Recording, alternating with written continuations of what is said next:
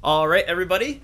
We are about to get started here with the Zone Battle Championship. I am probably talking over somebody. I know these guys are chatty, so I had them pre-muted.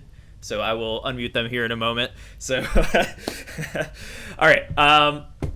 Yeah, so we're about to get started. Hope everyone is having a good night, morning, afternoon, wherever you are. And let me unmute these talkative fellows here. So tonight we will be getting started with Commando and the Davo Tigger on commentary.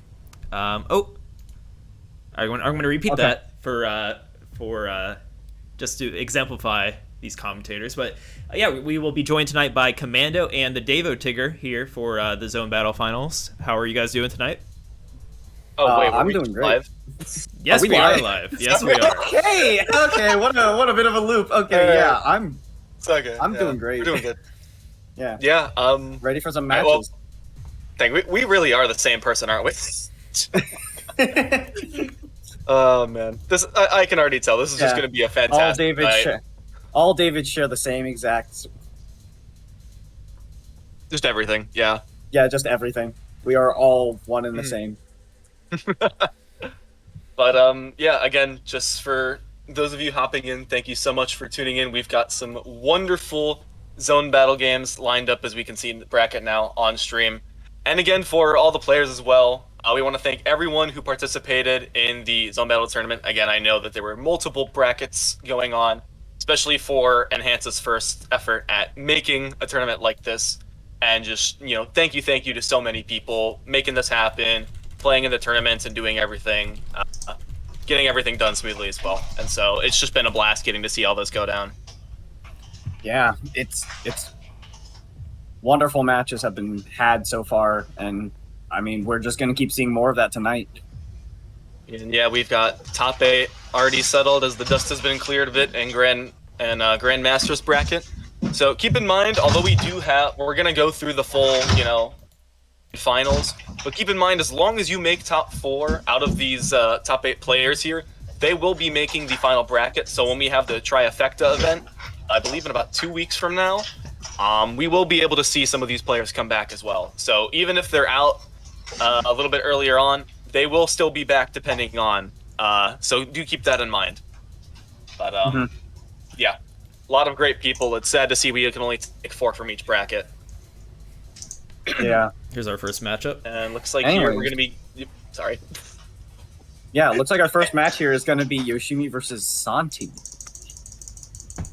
Alright, so it's been a while, I think, since I've gotten to watch Santi's play. I think the last time might have been the previous Square One, but again, they were just doing phenomenal on that. And for those who stay in tune with the TEC community, Yoshimi, huge zone veteran, able to pull off those curve trusses almost like it's nothing. And I am very, very excited to see how this all is going to go down here. All right. Looks like we're getting things ready for the lobby. Alright, yep, I'm balancing in between here. I've got like stream and Twitch chat on one end, so I can kind of just compare, see where we're at. Yeah. We got a lot of So we got a lot of stuff going on in the background, so Feel free to mention the giveaway. All right, so just a reminder here while we're killing some time. We are doing a giveaway in both the English broadcast and the Japanese broadcast Twitch channels for it's just on the ClassicTetris on the Discord Enhanced tonight. Experience. If you type, I think it's still just, if you type connected in the chat, you will be entered to receive a copy of any enhanced game for either Oculus Quest or Steam.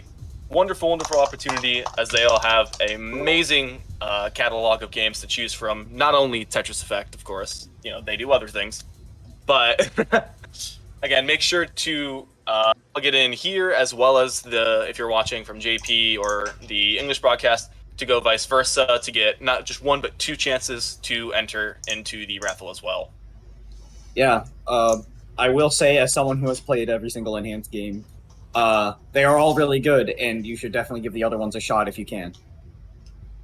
Yeah, definitely something I think I probably should do that a little bit more. I haven't dabbled as much into some of the other ones. Like I should definitely get Resins. And actually, you know what? Yeah, over break, I think I'm gonna try and explore a little bit. Again, Enhance has just done some incredible work. Again, with all their games, although I am biased to Tetris Effect, as you may be able to tell. Yeah. Yeah, I think we all have a little bit of that Tetris bias here, but give the other games a shot. Definitely, if you're a big puzzle game fan, you should definitely look into Luminous. But even as a puzzle game fan, I do think that Res will be a really cool experience for people. Yeah, of course, absolutely. And okay, seeing some transition things here. I think we're going to be getting into it shortly. This is going to be very exciting here. Yep, looks like we got the players ready to go. All right. You see me holding up the heart. Yeah. And a very long cat. So this is going to be... Again, I'm very, very excited to see this match. I know Yoshimi is not always the fastest player, but definitely makes up for it with those, Giga Brain zone clears. And so I can't wait to see some of the solving that goes on with the efficiency here, because it's going to be absolutely nuts. Yeah, here we go. All right. Looks like the match is about to begin. All right, and so just casual reminder, 1st to 5. And I believe this is a loser's match, so loser unfortunately will not make top 4. But as we can see, already both players off to a blistering pace here. Yeah, Santi going for that standard 6-3 as you see a sprint run. Yoshimi going for a 9-0. Both of these players definitely prioritizing the Tetrises over efficiency right now, just to get that zone charge up. You can see their pace is basically neck and neck. Yoshimi, both of them have the full zone charge already. Yoshimi's going to pop that early and try to get some quick attack in here. There you go, and has been basically just Tetris the whole time, but fortunately it's an early lockout with the eyepiece there. Depending on how Santi is able to play this could be a good opportunity for them, but also no, 47. They're going to have to cut some garbage here. And so, Yoshimi probably a little bit of an advantage state here. Nothing too major, though. Again, Santi does have quite a bit of the board to work with. Able to set up multiple T-spins here. Yeah, getting a fractal. Throwing that J and O to the side just to, get those T-spins in. Sacrificing a bit of that stack cleanliness for a big attack there. And looks like Santi currently on the down stack grind here. Has full zone as well as Yoshimi. Going to be getting that T-spin single and a bit of down stack. Wanting to make sure they have a lot more room to work with for this zone here. Yeah, Santi's starting the zone with a T-spin single there, trying to get a little more efficiency in the attack. Yoshimi misdropping an O right there. There's an ulti for Santi. Line attack. And yeah, Santi with an ulti there, and that's actually going to be lethal. Ugh. Oh, that's really just, oh my goodness, the stinking... Both players playing over 2 APM, almost 100, or 2 I can English. 2 pieces a second, and very, very strong attack. So it looks like Yoshimi gonna start with that all clear here. Santi is now... Santi's gonna be already put on the ropes here. Oh, and another misdrop. It's gonna be a little bit difficult there to compete in that phase. Yoshimi seems to be making a few blunders. Oh, I didn't even see Yoshi. Oh, okay. I guess we're both here doing a couple we do a little misdrops here and there. Yeah, Santi's is definitely a lot cleaner. Yoshimi able to fix up that stack with a T-spin single donation. But Santi is already well up in the zone. 18, getting that 20, sending 59 attack to Yoshimi. Let's see what she can do here. Setting up that super T-spin double. Oh, wants to... And 2 pieces right back to back. That is no better timing. Looking for the curb, not going to be able to find too much out of it, but going to get that 60 ulti there. Yeah, 60. Ooh, and a very nice donation. Sorry. Santi was able to counter that thanks to the fact that he was out of zone there, giving him some opportunity to send some more garbage towards Yoshimi. Oh, that's such a rough misdrop there on the side. And again, Santi already, just because of being able to tank some of that garbage from Yoshimi's massive zone attack, Santi's going to be in the zone advantage here. And there we go, they're going to be cashing out. Doing a lot of down stacking, foregoing a bit of that efficiency, sending 34 attack to Yoshimi there. Still, quite an impressive attack, but Yoshimi has a little bit more time to decide how aggressive they want to go with this zone. Oh, looks like she's going for that curb setup. Doesn't quite have it, unfortunately. Has to settle for another ulti. 48 attack, though. And we are already into phase 3. Again, not even 2 minutes in. These players are just at a blistering pace. Yeah, you'll see these players get into phase 3 very quickly. Yoshimi setting up that super T-spin double, has one of the T pieces, uses it right now. Isn't able to get that second one, but sets another T-spin double right on top. It's gonna be fine. Santi's doing a few misdrops there. He's gonna have to try and go in zone just to mitigate a bunch of that damage. It's not gonna be quite enough, and that's gonna be a top out. Again, yeah, especially with just 1-2 misdrops in phase 3, which again, for those who don't know, once the points hit over 60k, the garbage gets very, very messy. And not only that, but your time in zone is also shortened greatly. And so any kind of misdrop and blunders you make, the effect is kind of magnified, for lack of better terms here, and just... Right. Sorry. So Yoshimi has a bit of a... that was a weird sidestep into a 9-0. But Santi is going off of this 5-4 here, it seems, with garbage. Going into zone here, getting up to 13 lines already. Setting up a little more for... This could be huge. Oh, this could be huge. Getting that ulti, sending 57 attack to Yoshimi. Yoshimi's board, not in the best of situations.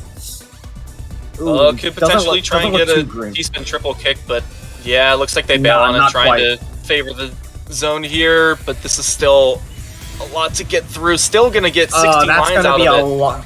That's gonna be a lot of attack incoming for Yoshimi. Doesn't really have the room to downstack. Tries to use this zone. Oh, misdrops again. That is unfortunate. And you can see how unfortunate Yoshimi not really happy about that misdrop and kind of just realized. Definitely not too happy with that. All right. So now we're into round 4. We both just say all right onto the. Yeah. Someone needs to count how many times Commando and I have like a jinx moment during commentary, because it's gonna be a lot. We are the same person, after all. Mm-hmm. Yeah, we're the same person, except that we've bilocated. I don't think anyone's seen us in the same room.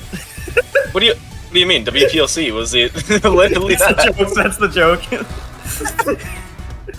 I've been whooshed. We were literally in the same room at some point. No matter, we are still the same. Oh, and Santi with a very creative 20. Sending 50 attack.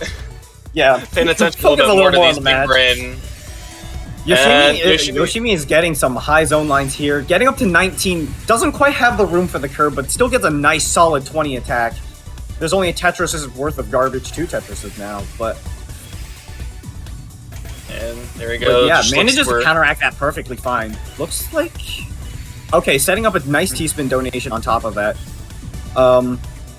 I had a feeling there was going to be an STSD, but not quite.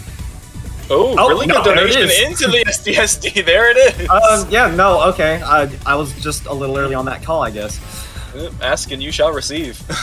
Santi with a 7-2 trying to downstack a lot here. Getting only 12 lines, but still sending a good amount of garbage. Yoshimi is going to try and play efficiently here, getting a T-spin double. Has to forego one of them, though, in that fractal. Gonna be getting the 17. Probably can get 18 out of here, but that's gonna be the end solid of it there. 40 attack. Santi only has a quarter zone to counteract the rest of this damage. Still gonna have to accept a bit of it. But Santi's still in this. Yeah, again, has countered it relatively well and has a lot of T-spin potential here with the garbage. However, again, this is phase 3, so gotta be very, very careful. Phase 3. Both players have reached that 60k threshold. Oh. Ooh. Uh-oh. Oh, looks like a bit of a control issue on Yoshimi's end. That's not what we like to see. Oh, that's not good. I think Santi was in the zone. I just saw Santi was still playing, and then it was just like, oh, wait. Santi has turned into a machine here. Oh, that's not good. But we'll have to see what happened. What went on there? Is she... Is she okay? Is the piece moving? Santi Uh-oh. is still going. Santi is... Oh, okay. Santi yeah, has now Santi- realized Santi we're seems to doing a have the button problem. check. Oh, what happened there? Alright, and... Yoshimi looks very confused. I'm not going to say this is entirely unprecedented, because I remember in one of the seasonal events prior to this, we had some interesting issues in terms of controller malfunctions. But I don't think we've seen one in a top 8 before. Yeah, I don't think I've ever seen a control issue in any of the matches I've commentated. Yeah, it's funny. We've seen a disconnect at a LAN, but not a controller issue. But alright, I guess just add one to the tally. Just cool things to witness at it. Well, I guess probably not cool, but you know, just you wouldn't expect to see this at a top 8 event. But alas, we have made it. We're gonna have to be. Yeah, thank you all for sticking with us. Yeah. For this wonderful Tetris. Oh, okay. Disconnect. Oh, okay. Technical difficulties. I'll hop in real quick. So Yoshimi needs to remap a control. There was a control issue. One of the keys was messing up. Oh. So we'll just set it to 1 to 2 and hop right back into it. So. All right. Looks like we'll be restarting from that one game where mishaps started to happen. All right, and we're gonna do the exact same inputs. Right, here we go. WPLC all over again. Let's get an intermission going. All right, yeah, we've got to have all those production. How many bits did we make during that 45-minute stall? I don't know. Quite frankly, there's a lot. Yeah. So, for those in chat, hope y'all are doing well today. But again, we do not plan on having a 45-minute. I guess as Wingfires calls it, a 45-minute filibuster, but we will do our best to keep y'all entertained while we fix any things that need to be addressed here. Yeah. And yeah, I could see already some people referencing the WPOC bits. Honestly, that was such a fun time. I don't think there's any chance on Earth we'll be able to replicate that. Oh, are we back? We are back with Tetris Effect disconnected. Actually, wait, I probably shouldn't say that because. Okay, well, that was a thing to reset the lobby. I'm pretty sure. I don't think that was an internet issue. Yeah, there's no issue here. Just resetting the lobby. Okay. Yep. Shen's insisting that it's all fine. We should trust his judgment. There's trust- nothing wrong, guys. Nothing wrong. Nothing's going wrong. Yeah, nothing happened. We're just taking an intermission during the set. You know, it happens sometimes. It's like I go down 3-0 in a 1st to 4, and I'm like, I'll be right back. I gotta I gotta eat a taco for 15 minutes, and I'm gonna come back. It's fine. You know, sometimes it happens. Just a little intermission. Yeah, how have you been, Commando? How are you? Do you have any matches particularly looking forward to for today, besides the Yoshimi Santi that we've been witnessing here? I saw in the running that there is Dorami versus Uya Shota, and I am really excited to see how that runs out. How that goes out. Because a while back, those two had a really long set, like an hour-long set for a 1st to 10 in one of the seasonals previously, and that was an absolute tense blast to watch. It was great. I can see production kind of helping us get to C bracket there. Thank you so much there. Yeah, so there in winter semifinals, Seed 2 Dorami versus Seed 3 Uya Shota. Not even a grand finals match, but alas, that is going to be quite the clash of titans here as well. Yeah, we're going to be seeing two titans. Just, goodness. Though the rest of these players are definitely very capable, so I think all of these matches will have some form of excitement to them. Oh, of course. Again, just being in the Grassmasters tier alone was the top 32 seeds of the tournament. Some of the world's best Tetris Effect players, all here to compete. And then from this, we somehow get a top 8, which is just not, even above creme de la creme. This is just some fantastic zone battle gameplay that we're going to be witnessing tonight. I can see one of our contenders. I can see one of our contenders, OSW, is... I think OSW is definitely fearing Kazu here. But, But Kazu has, miracles can happen. So I choose to be a little optimistic. I am a very fond believer in miracles in bracket runs because I've seen many of them happen.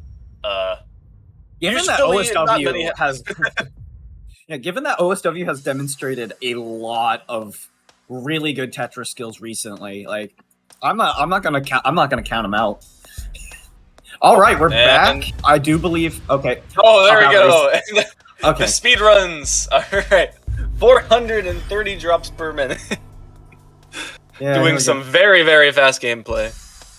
And yep, okay, so top out race. Like then we're gonna do more top out. Yeah, I think it was 1 to 2. Yeah, we're gonna get these scores back to normal, and then we're gonna pretend that those didn't happen, and we're gonna pretend that there was no hitch in the middle. Of course, yeah. We just had you've had a like 10-minute lapse of your memory, and that is it. And then it was just seamless gameplay, you know. Santi giving the thumbs up. Jimmy giving the heart. Looks like we just got some good friendly competition going on here. Yep, and here we go, the 1 and 2, and it looks like OSW misdropping in that PCO. Yeah, OSW is playing this game? OSW. I'm still thinking about OSW. My bad. Santi. Oh no, and there's no zone for that. Yeah, that misdrop was lethal. Misdrop cannon. So inconsistent. All right, and so we are 2 and 2 for the set here. All right, quickly even that up with a fast match. Ooh, and an SNZ start. A lot of players, especially in the beginner phases, not always sure what to do with that because you're gonna have to make some sort of overhang. But both Yoshimi, Santi. Yeah, both players doing some stacking on top of their garbage well. Yoshimi able to transition to that 6-3, Santi to that 4-5. That was a very smooth transition to their garbage wells. And seeing as we're going to be stuck in phase 1 for a little bit, Santi tried to combo into the garbage, but unfortunately had a little bit of a misstep there. Still going to be getting some very good efficiency out of this, but yeah, gets that ulti, 54 attack, kicks it right into phase 2 with that zone 2. And again, we look at on Yoshimi's side. Yoshimi looking for a curb find here, wants to get it, but not quite. Yeah, not really the room for a curb there. So again, still very impressive 51 ulti. That's going to sustain them here into phase 2. Both players relatively even in zone charge as well, so not too much of any advantage or disadvantage state here to take into account. Just going to be clean Tetrises and T-spins here. Yeah, Yoshimi is kind of putting some pressure on Santi, but I mean, looks like Yoshimi had a bit of a misdrop on her board. Nice TST kick find from Yoshimi, but is that going to be enough to counteract what Santi's about to send? That's a 14 Octorus. Again, we can see now he's going to have to counter about 20 lines. 57 attack. 57. Yoshimi does not have the room to work here.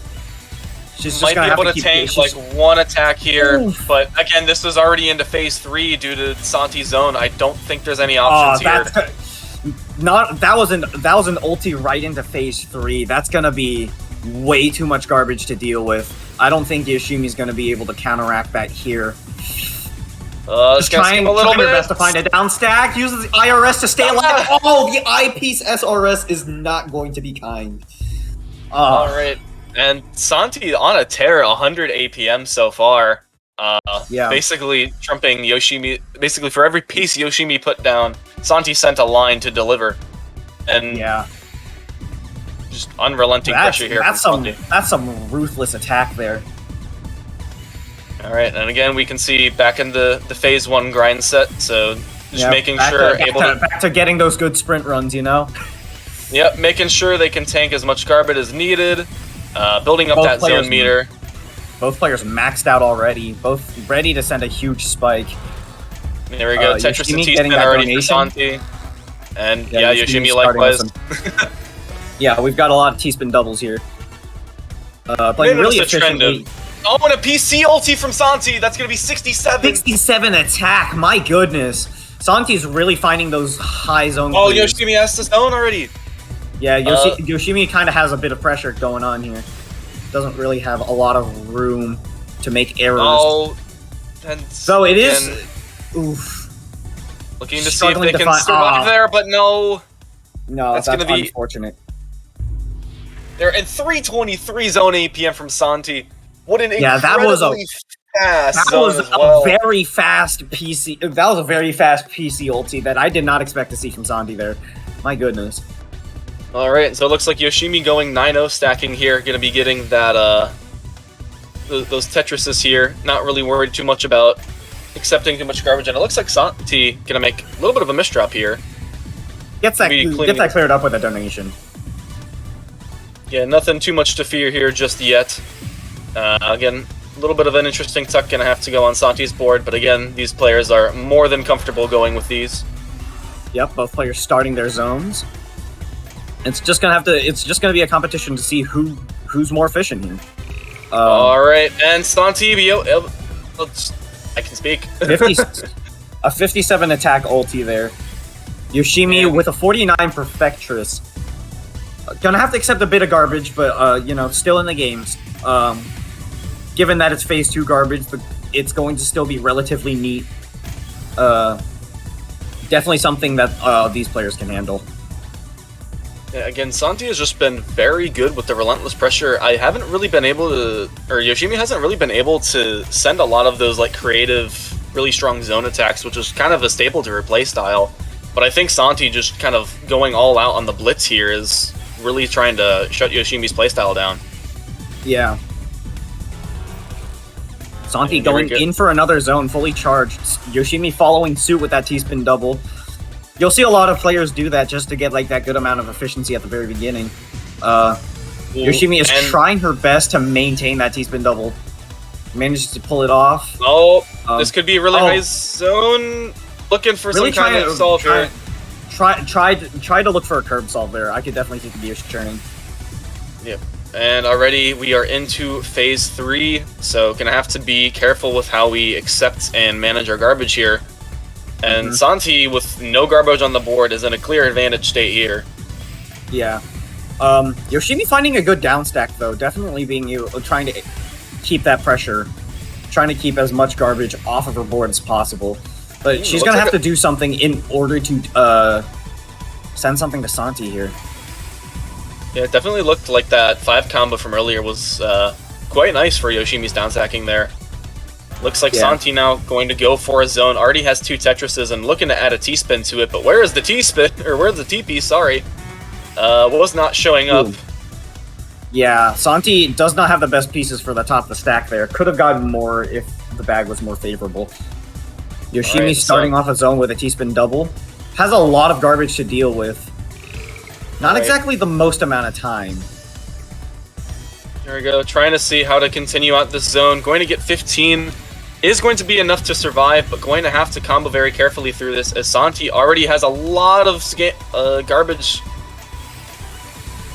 I saw Yoshimi about to set up an STSD there. Doesn't quite have the room to do that though, unfortunately. And quarter zone. Yeah, there's a lot of garbage. There's a lot of garbage coming to Yoshimi. I don't think she has the room to work with it. No. All right, and just like that, we have already completed our first set here. Santi going to take a very solid 5-2 over Yoshimi. Again, wonderful job to Yoshimi. Some incredible play there. Yep, there it is.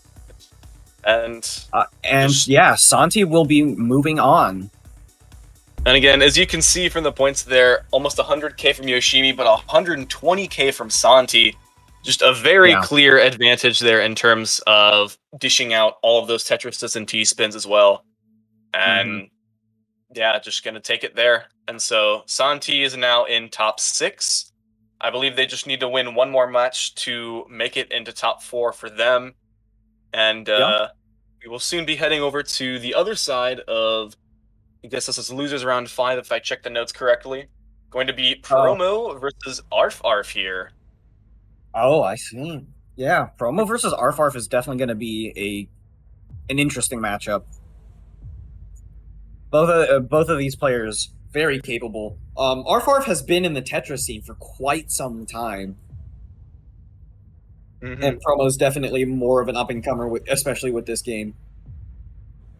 Yeah, definitely very interesting to see that. But again, Promo and Arfarf have been very consistently placing high in a lot of Tetris Effect events as of late. Again, Yeah, Sorry, go ahead. That's okay. Yeah, again, I haven't seen too much of Arfarf like really recently. Again, I don't think I was able to catch them at WPLC, but again, I know they are on the West Coast, so it is a bit of a hike to get to the Columbus event. But from what I saw from Promo at WPLC, this is going to be quite an incredible set if their proficiency is anything to scoff at. Yeah. Promo is... And, I mean, we've seen Promo play a little bit last night in that Connected showcase. Yeah, that is true. I forgot. They did I think they had a score attack set, if I remember correctly. That was one of the 1v1s we got to see them do. But now, again... Yeah, now we get to see them in... we get to see them in something a bit more familiar. Yeah, both of these players' fortes here. Both of these players, like, both experienced in their own ways. So it's definitely going to be interesting to see how this goes out. Yep. I believe we are just waiting on the players to ready up. All right. Well, we've got a little bit of... okay. Yep, I was... Okay. Oh, okay. We've been told by production. Yeah, go for it, Commander. By the way, let's remind everyone about the giveaway here. Apparently it's only in the Discord. I was wrong. Yeah. So we are holding a giveaway for a copy of any enhanced game on the enhanced Discord server. So if you head over there, if you head over there, or if you're already there, you can just go ahead and enter the giveaway. Get yourself a chance to win any of the games published by Enhance. Again, wonderful opportunities here. And not only that, but again, entrance to a great community, the Enhanced Discord. But it looks like we are almost underway here with Farfar from Promo. I think just going to be getting a little behind the scenes, good luck, have fun, all that good stuff here. So we're going to be starting this match here very shortly. All right. I think we're just getting the cam links ready. Yep, we're getting everything set up. Yep. It looks like we're ready to go. Alrighty. Oh, all right. Okay. Production is telling us I'm gonna go blind. All right, let me take off my glasses. Hold on. You've had your glasses on? I mean, how else am I supposed to see? The talent is blinding. Yeah. Yes, for those who don't hear, yes, production asked if I can see, and yes, I can see. Now, David, just take off your glasses for a second, and how many fingers am I holding up? Okay, first of all, I can't see your webcam, so I have no clue. But second of all, that's not how it works. Oh no, see, this is the worst part. I can tell. I don't know if it's okay. I think it's on stream now. I'm literally looking at the windows, and I can't even make out that you're holding a hand up. My eyesight is that bad. That looks like you just give me a high five. I can tell that. Well, I am like just holding all 5 fingers up. Yeah, like that I can tell because it's a much different kind of light and dark thing. But yeah, I can't even stinking read the names if I take the lens off. Oh my god. Oh man. Okay, so for those who don't, as someone who wears glasses, that kind of question irritates me to my very core. Yeah. So for those, if you ever see me without glasses, please help me cross the street. All right, so let's see here. Now I am able to see, again, what a wonderful pun segue there for Commando, as we are now underway with our first game. Arfarf with a few misdrops at the very beginning there. You're gonna have to be a little bit careful. Has to pop an early zone here. And oh, that's another misdrop. This is gonna be really rough to try and get out of. Okay, maybe and there's Promo's keyboard. There's also Promo's keyboard. I remember seeing that. Oh, of course, we get the hand cam here for Promo. So if you ever want to know exactly how to play like Promo, we've got a prime example right here. Just follow those hand movements, and hopefully you can follow suit. Presuming that you can actually read the hand movements as well, but you know, we can all do that. Alright. Oh, Absolutely. And here we go, 20 set up there for Promo. They get the piece right, but not quite. No, but that's still a 60 attack and 19, so that's really good. Oh my goodness, just... Again, some of the efficiency from these players here, and again, this is still losers top 8, is absolutely incredible. Yeah. I mean, Promo's definitely putting the pressure on Arfarf here, but Arfarf is able to keep up with it, at least somewhat. Gonna have to zone here, probably a bit early, not quite a full zone charge, and it ends prematurely, which is unfortunate. Alright, it looks like the... Here we go, comboing through it. Found. Oh, tries to zone, tries to clear some lines, doesn't quite get anything there. Could potentially get a tuck in here, trying to get another... trying to find a down stack, but Promo's just sending more garbage, and that's gonna top him out. So Promo takes a fairly quick game 1. Yeah, would say fairly quick, and then I looked at the points and realized we were already well on our way to phase 3. But I'm pretty sure I attribute that more to Promo being absolutely mad efficient here, and less that the game was on for a longer period of time. Oh yeah, what's going on here? Method stack. It looks like a method. That doesn't look like any method stack that I'm familiar with. Is that it? Well, we're gonna get to see how it fares in this setting here. This is one way to learn the new Tetris builds. Yeah. And looks like Arfarf after a 28 zone. Promo is now going to be on the blitz here. Following suit. Currently 19. 46 attack there. That's going to be a heavy blow, especially since Arfarf doesn't really have anything ready to counteract it. Doesn't get that TP, doesn't get those pieces down in time. It's going to have to top out yet again. All right, and Promo, just a 143 drops per minute, is flying right now, blowing out even Santi's previous paces. Again, that's probably going to be a speed we're not going to see rivaled by anyone except maybe even Kazu, and even then I think that's a stretch. Yeah. And so, production, I've lost the game. We all lost the game now. Oh, I didn't even think of that. It's okay, I've been told I've won the game, it's fine. But yeah, production, I cannot see the game. I'm looking on the we cannot see the game. I'm looking at a mobile stream and having delayed commentary. Here we go. Oh, look at that. Okay, here we go. We got the game back. Okay, sorry about that, folks.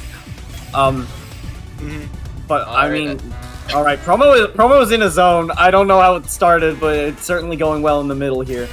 Getting that T-spin double towards the end. Trying to fish for a 20, I think.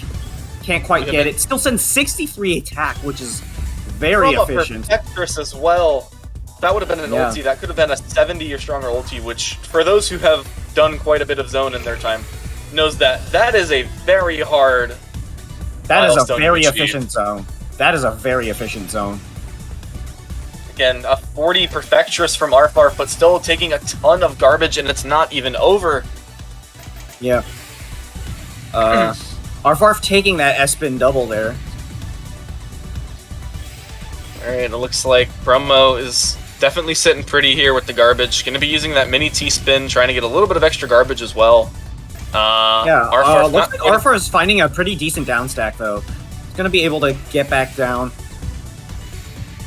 Yep, and looks like not going to be able to send that much, but yeah, Promo's going to immediately send that back and say, no, you're not done here.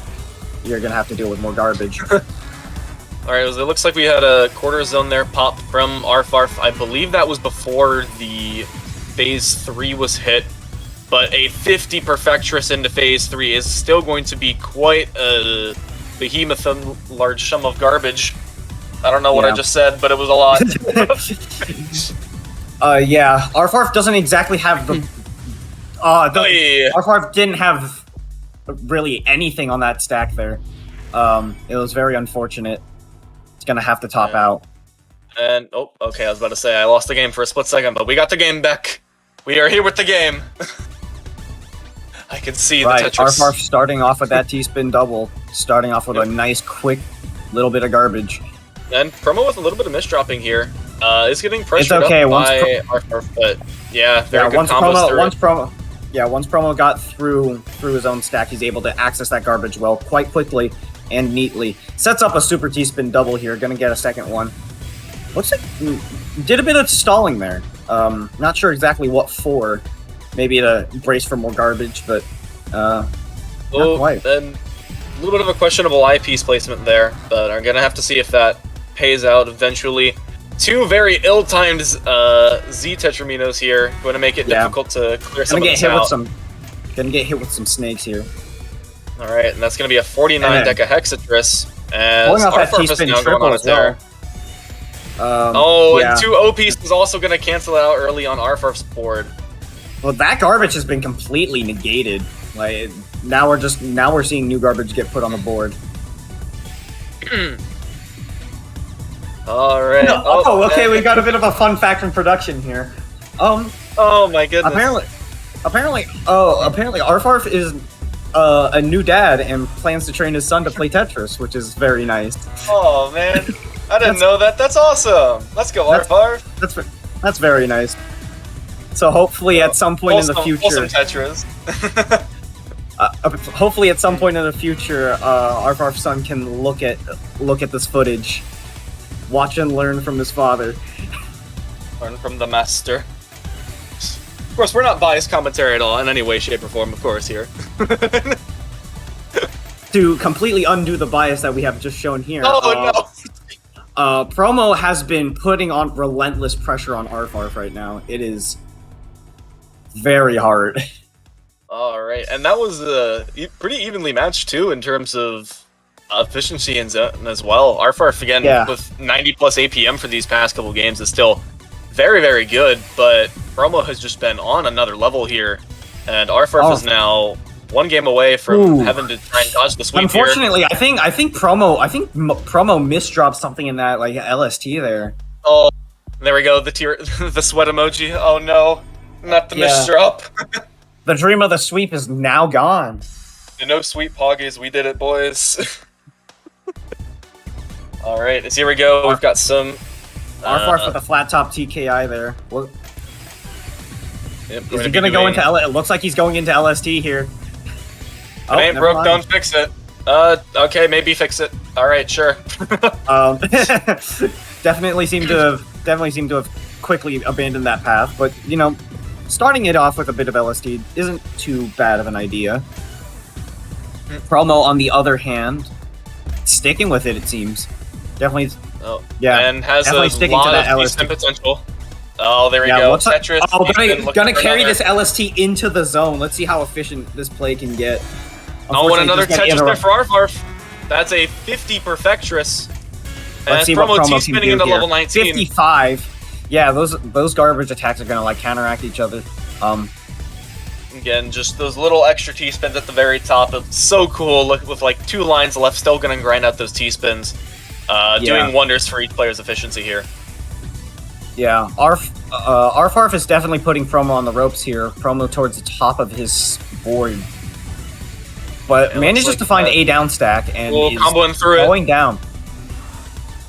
Manages to get... And then gets into zone with a fairly neat stack. We'll have to see what Promo does in here.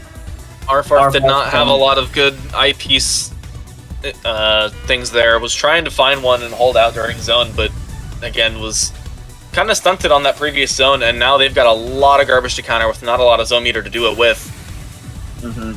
Yeah, Arfarf has got a lot of garbage incoming, and it's still going to be too much for him to deal with.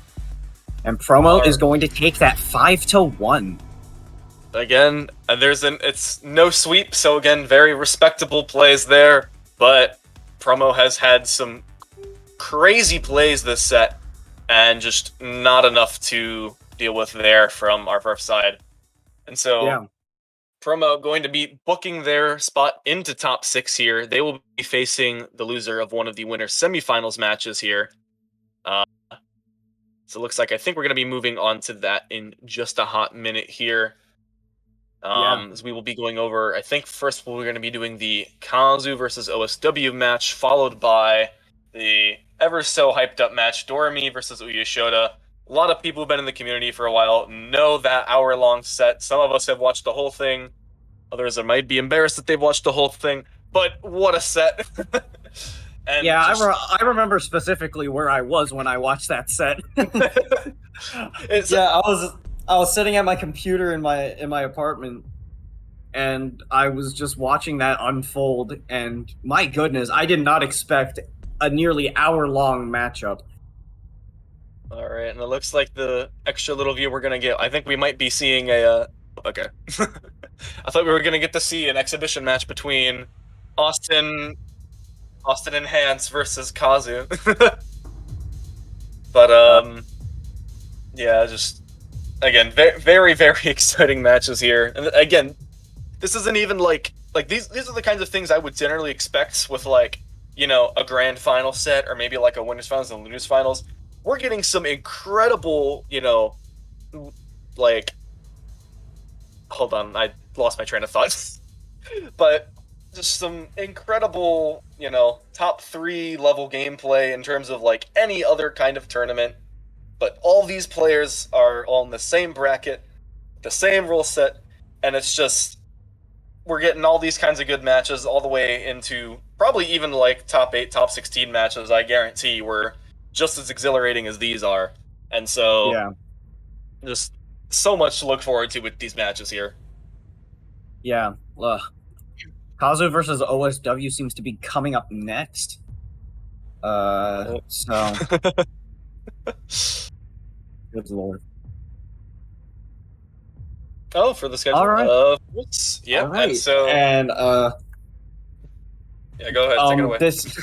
Okay. So yeah, we do have the rest of the brackets for each of the other modes upcoming later down the line. We've got Score Attack happening next week, and Classic Score Attack will be happening the day after. So, Classic Score Attack, that's going to be a high scoring weekend, I guess. Stay tuned for those. Same place, same time. You know, relatively. Yep. Yep. Yeah. So for again, obviously yesterday we had our Connected versus Invitational happening. That was again basically just, actually yeah, it was just yesterday. And so Score Attack will follow suit, being a Friday 5 p.m. Pacific Daylight Time, which for I think is it Japan Standard Time, whatever JST stands for. Again, that'll be Saturday morning in Japan. Classic Score Attack will be Saturday 5 p.m., Sunday 9 a.m. for Japan, and Trifecta will be that Saturday evening, Sunday morning time frame, which will take place 2 weeks from now. Again, for Trifecta, will be top 4 from Zone Battle, Score Attack, and Classic Score Attack's bracket into one ginormous tournament event here. And I am very, very excited to see how this all shakes down. Yeah. So it looks like we're going to be getting these underway. I think we're just getting the hand and face cams ready here for... Again, these players have already guaranteed a top 6 placing, which is impressive enough, especially coming from winner's side. Which, you know, given the bracket that we started with, the top 32, probably comparable to most of the Square One Invitational that happened. Very, very impressive to make it this far on winner's side here. Yep. So, We're gonna have to... It looks like we're going to be getting on our way shortly, but I think we're still working on the Kazu cam here. Yep. A few issues with the stream layout. Okay, it looks like Kazu does not have a camera, so we're just going to be seeing OSW here. And, looks like Kazu with a little bit of a misdrop, but they had a blistering pace for that first all clear, and OSW has a lot of pressure to dig through. Yeah, managed to cancel out all that garbage incoming from Kazu, though, so definitely going to try keep his foothold going here. Oh, Kazu and a misdrop already immediate with a Kazu. zone. An I misdrop seems to be stacking on top of it, trying to get a another misdrop. Oh, 27 Octarus there, which again is still a wonderful OSW zone. still has a lot of garbage to deal with. It's going to have to zone anyways. Kazu has a bit of that breathing room here. Yeah, Kazu is looking to build up all of that zone meter that they possibly can, has already hit the phase 2 threshold. Going to do a wonderful job at countering and is now in the driver's seat as they almost have a full zone meter. Yeah. Has completely turned the momentum around in just a couple seconds here, as they have been going T-spin crazy here, looking for another T-spin, manages to get it as well. 18 lines. How far will Kazu go up the board? That O piece is not going to be very friendly, though. 57 attack, but OSW does not have the best of a board state right now to deal with that. Gonna have to zone here in order to try and cancel out a good amount of that garbage. Getting a good down stack going, getting up to 16 lines. Manages to get that Perfectress, 47 attack. Kazu managing a lot of damage, but... Yeah, counteracts that in a quarter zone. Again, we are into phase 3 and basically in a neutral standpoint here. OSW, well, I guess now has a little extra garbage on the board, and just like that. It's commentator's curse, I'm sorry. But again, look at that. That's... OSW was managing to stick with that right there. So as production has been telling us here, Kazu has not dropped a single point in the Tetris Effect Connected World Championships yet. Which means he has gone throughout this entire tournament with nothing but sweeps. Oh no! Oh, please don't tell me we got another controller thing. Oh, okay. Are we good? It looks like we're good, but that's definitely going to set OSW back a bit. It's 23 Octorus is still very respectable, but again, this is Kazu on the other side of the board. Yeah, Kazu is looking to try and get a massive zone here. There's the 20. 68 ultimate attack. That is a hefty zone. Does OSW have the room to work with it? He has a zone. He's going to try to use it here. He's going to have to try and play really efficiently in order to try and counteract all of that garbage incoming. There we go. Going to be getting those good T-spins, and Tetris is here. Oh yeah, looks like going to be able to get a 20. Gets the ulti, 48 attack, but still has to deal with a lot of garbage incoming. Because Kazu was just playing super efficient there. Just had way more garbage than I don't think anyone, more than anyone has ever anticipated. And again, is able to survive that incredible attack there from Kazu. However, is still not out of the clear just yet, as Kazu has no garbage on the board and is already in a zone attack here. OSW has to find a way to get this board in an efficient state now, because otherwise Kazu is about to send an incredibly strong attack here with not a lot of good defensive options here on OSW's board. OSW does have zone ready. Seems to be holding off on it. Doesn't seem to be using it immediately. It's gonna have to use it sooner or later. Uses it now, starts to find that down stack. Hopefully can find something hefty. Getting only 11 lines, 19 attack. It's gonna look a bit precarious here. Through this a little bit, but that's not a lot of good options. Doesn't have quite the right pieces to deal with it, unfortunately. Alright, and just like that, again, Kazu with the 150 drops per minute is just... Again, this is crazy. It's not even like a short match of just Kazu like blitzing out a really quick opener that tops out. This is just the Kazu normal pace of just, we're just gonna casually play it. Yeah, Kazu has kind of been sweeping the floor with all of the opponents he's faced. He is relentless.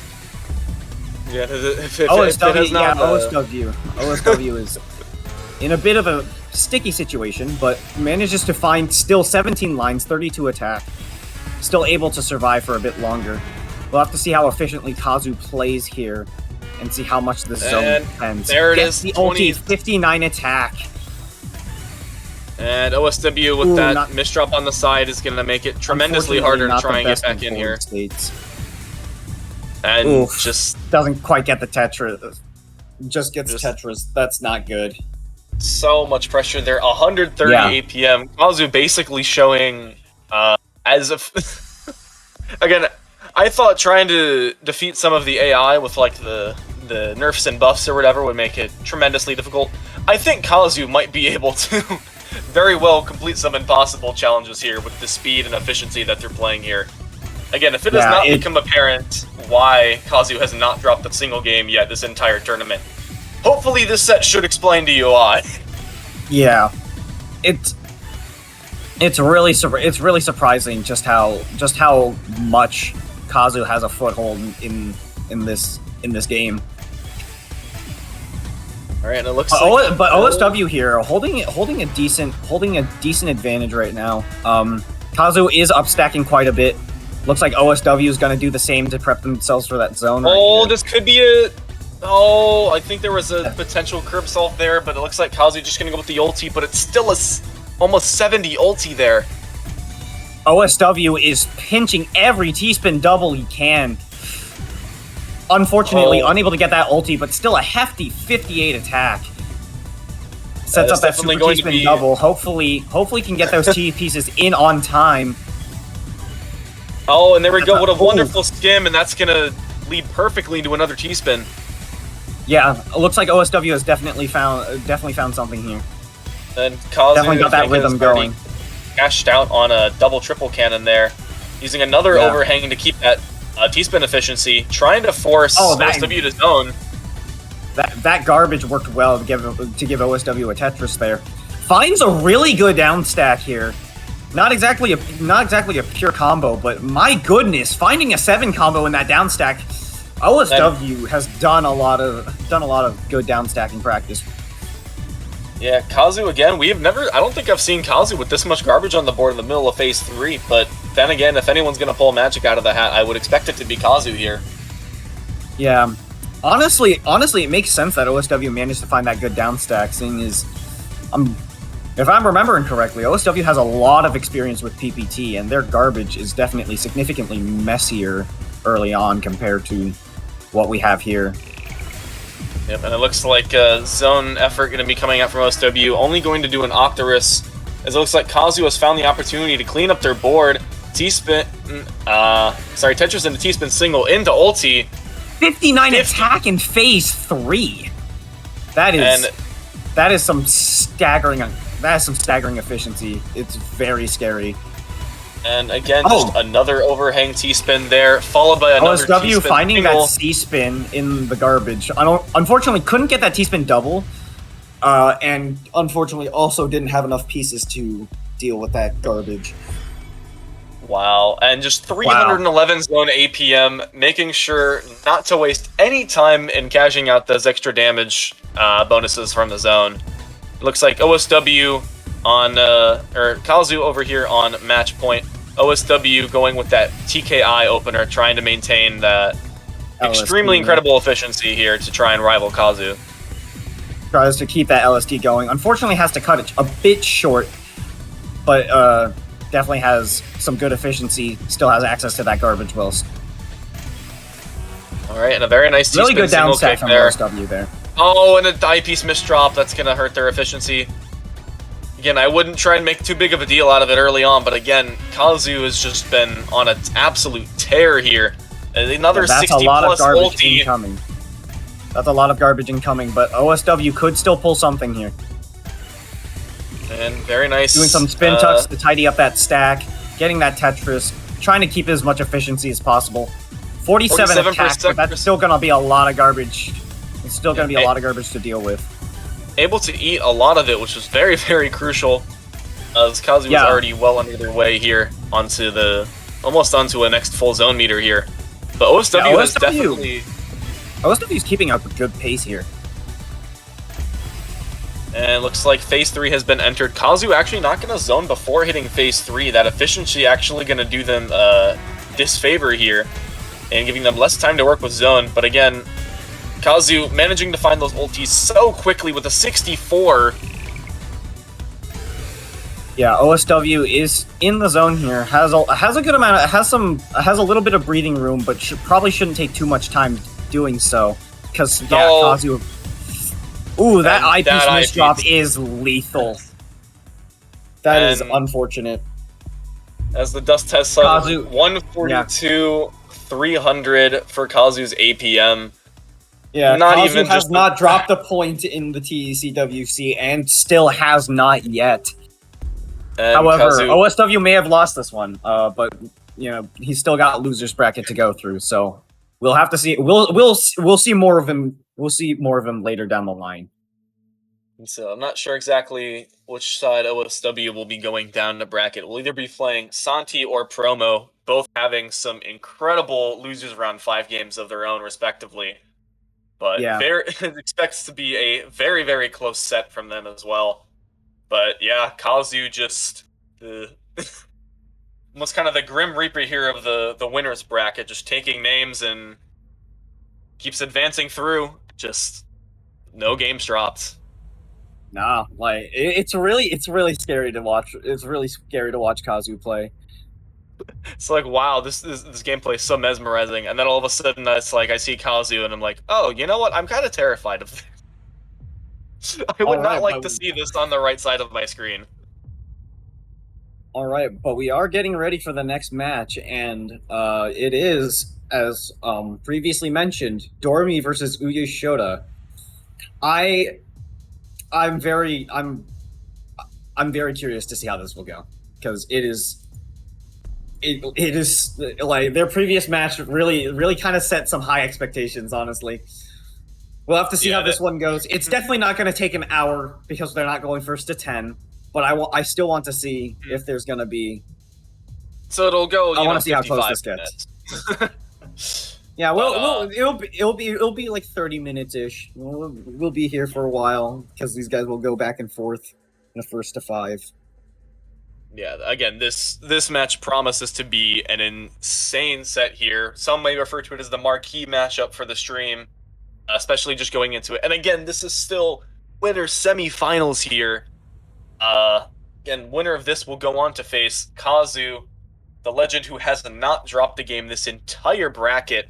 Gonna try and put a dent in the divine gameplay style here. But yeah. First, gonna have to battle each other here, Clash of Titans, and see who comes out on top. Yeah, both of these players, I do believe, have a chance of at least taking a game off of Kazu, because Uyu Shota has done it before, and Dormy is definitely on that level. So, I feel like anything from here on out is still going to be very exciting to watch. Oh, of course, absolutely. How could it not be? With the amount of T-spin efficiency, the way they interact with each player interacts with zones and each other's attacks, just and honestly, the incredible last-second decisions too that some of these players make. ClassicTetris isn't the only place with the last-second adjustments here to their board, but just an insane gameplay from everyone here, and just can't wait to see how this all turns out. It's just, I probably sound like a broken record by that, but again, it's just I really can't tell what the results are going to be here. My only aid is seeding, and I don't know how much I want to trust it, because both these players are capable of winning tournaments. And so make sure to start warming up the popcorn, get that comfy chair in here. This is going to be an excellent match. Start to get yourself situated here. We're gonna be sitting comfortably. I'm gonna be grabbing my water here and making sure that I am well hydrated to try and digress just everything that goes down through this match here. Doremi on the left, Uyu Shota on the right. Here we go, an S and T start. We've got that hand cam, Doremi showing off that DualShock 4. Yep, I do remember, I think Doremi for the Invitational was commenting that they wanted to make sure to get a lot of practice in, because I think this might be a new controller for them as well. Yeah, break it in, recent. Get used to it. It's like that new parachute, Yeah, that Kirby plush, same as always, though. And it looks like both players already well on their way onto zone here. Doremi kind of having some interesting ways to get these T-spins in, but again, their builds have been so creative. Building up to 17 there, getting 50 attacks. Still has to accept a bit of garbage from Uyu Shota. But Uyu again, Shota just going T-spin after T-spin. Dormi's a bit. Yeah, both players just going freestyle right now.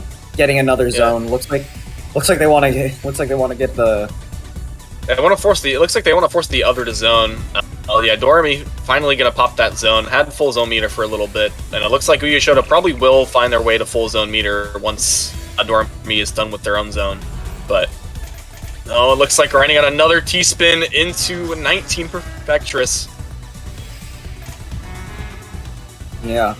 Uyashoda getting an 18 line Perfector, sending 51 attack to Dorami, but that's not gonna translate to much because of how much Dorami had sent. Oh, the very crucial STSD followed by another donation there on Dorami's side. Oh, that ice and spin managing kick the from Dorami. Getting some good. Yeah, getting some good stuff there. Yeah, that was a good way to with tidy up that stack. Definitely seemed like a good way to compensate for a misdrop. Bit risky though. Yeah, again, for those unfamiliar with the way the rotation system works in the modern Tetris games, the eyepiece is particularly finicky in trying to go on its own designated path of it, however it decides to move. Players are often SRS'd, for lack of better terms, when the eyepiece decides to behave on its own. And oh no, a misdrop on Dorami's side here. That's going to be really awful. Yeah, it's going to put Dorami a bit on the ropes. And trying to see if there's a way to skim. Able to get a quarter zone out of this too. Uyashoda seems to just be building up their stack and getting those consistent T-spins here. Misdropping one of them, but I don't think it's going to matter as Dorami is one out of skim Dorami's options. Dorami didn't quite have the room there. Oh, move the Kirby. Yep. The Kirby will bring good fortune to all of us. Yeah, the Eye of Horus icon, more like the Eye of Kirby. And it looks like, here we go, onto... Yeah, I think Dorami's 6-3 stacking, Uyashoda likewise. Again, seems to be a very popular strategy, as it does give both players a lot of flexibility with transitioning their well into different columns whenever the garbage shows up, as well as ensuring that they can tank a lot of attacks as well and not have to top out. Mm-hmm. Yeah, so we've got... Okay, both players in the zone. Looks like Uyashoda might finish sooner. And both 17, looks like 19 there from Uyashoda. 54 versus 61. Yeah, definitely a pretty close zone there. Uyashoda is going to be at a mild disadvantage, but that's probably going to get counteracted pretty quickly. That was absolutely nuts. And, oh, looks like the... Oh, jeez. Screen preview kind of died a little bit. Yep, we're watching a little bit of a sped-up version of the game, I think. Quality dropped a little, but we're fine. Okay. Also, if there was a weird bit of a dead space there, it's where we're talking to production. I apologize, everyone in the stream. Oh, okay. Ooh. Quality and things are changing. We've got some... Yeah. Ooh. I get to look at the slow-mo and it says Perfectress. Yeah. And oh, no! Ooh. Unfortunately, yeah, Uyashoda had a lot of zone attack in that specific... Oh my goodness, the 145 APM from Uyashoda. Yeah, that was near 1 APP. That was kind of intimidating. And just, my goodness. Alright, and here we go, back to the... Looks like it would be 6-3, but I think Uyashoda has adapted to some garbage there, so that's going to be 7-2 on their field. Looks like 5-4 on Dorami's side. Again, both players having no problem making those adjustments. However, it looks like Uyashoda going to have to probably zone first unless they're able to skim through it, which it looks like they do. Ooh, Dorami with a nice donation there to start off the zone. Definitely didn't have the foresight to see that personally. Many will not. And it looks like you watch a lot of I watch a lot of these top players play matches. Oh my goodness! And, sometimes they pull off a lot of insane stuff. It's like at some point you feel like, oh, you've seen everything. No, not the case here. No, not by a long shot. And again, Dorami with some very incredible survivability after that zone from Uyashoda. Near topping out, but making sure to set up a very crucial overhang and on their board to make sure that they had some skim options. Mm-hmm. So both players now with full zone. Looks like Dorami going to be popping first here. Let's see what they do with it. Again, has been clean Tetrises and T-spins with this zone. again, trying to see how they want to top this one off here. On 19. Quite gonna get there, but a very quick 51 from Uyashoda. We are already well on our way into phase 3 Uyashoda already. is putting a lot of pressure here. Looks like there's a bit of like a pseudo C-spin there. Didn't quite get the triple, but, you know, it still kind of worked out. Alright, it looks like Dormy, a little bit slower play there, but it looks like they were attempting to figure out which way they wanted to down stack through this board here. Gonna get 10 on the down stack, but again, Uyashoda... Still able to clean it up. Uyashoda is definitely putting on a lot of pressure as Dormy tries to clear up this garbage. Oh, Uyashoda trying to keep a 4 wide, I think. Yeah, it didn't quite work, Yeah, Dormy somehow managing, even through that disadvantage state, rivaling the damage output of Tetris from Uyashoda, forcing them to bail on the idea. Yeah, Uyashoda got an STSD there. That's definitely going to help with the efficiency. 43 attack from Uyashoda. Dormy has to find a significant down stack and maybe get a good zone out of this in order to try and counteract whatever Uyashoda's been sending him. Alright, gonna make another T-spin, but having to throw away one in the process of building it is gonna get 17 lines and is sending a lot of damage there to Uyashoda. Ooh, Uyashoda tried to set up a TST tower, getting really greedy there. Unfortunately, that greed did not pay off and had to take some shortcuts. Yeah, again, Uyashoda, knowing the capabilities of Dormy, trying to build those setups to make sure to close it out, but again, Dormy has just been incredibly fast here with a lot of this disadvantaged state play and really denying Uyashoda any chance of getting more momentum here. However, this is a bit of a tight stack here, and I don't know how many more options Dormy's going to have. 13-line Octorus, but Uyashoda's going to get that full zone here. That's a 20. And just... yeah, I don't think Dormy has a lot of skim options available here, and that... That's unfortunate. Again, just both players just... Oh my god. Yeah, both player. I mean, we're seeing some sweeps happen in these brackets, but like that does not mean that these players are in any way like better or worse. Production sending us a little fun fact here, and I quote: "These players are good." I wouldn't have guessed.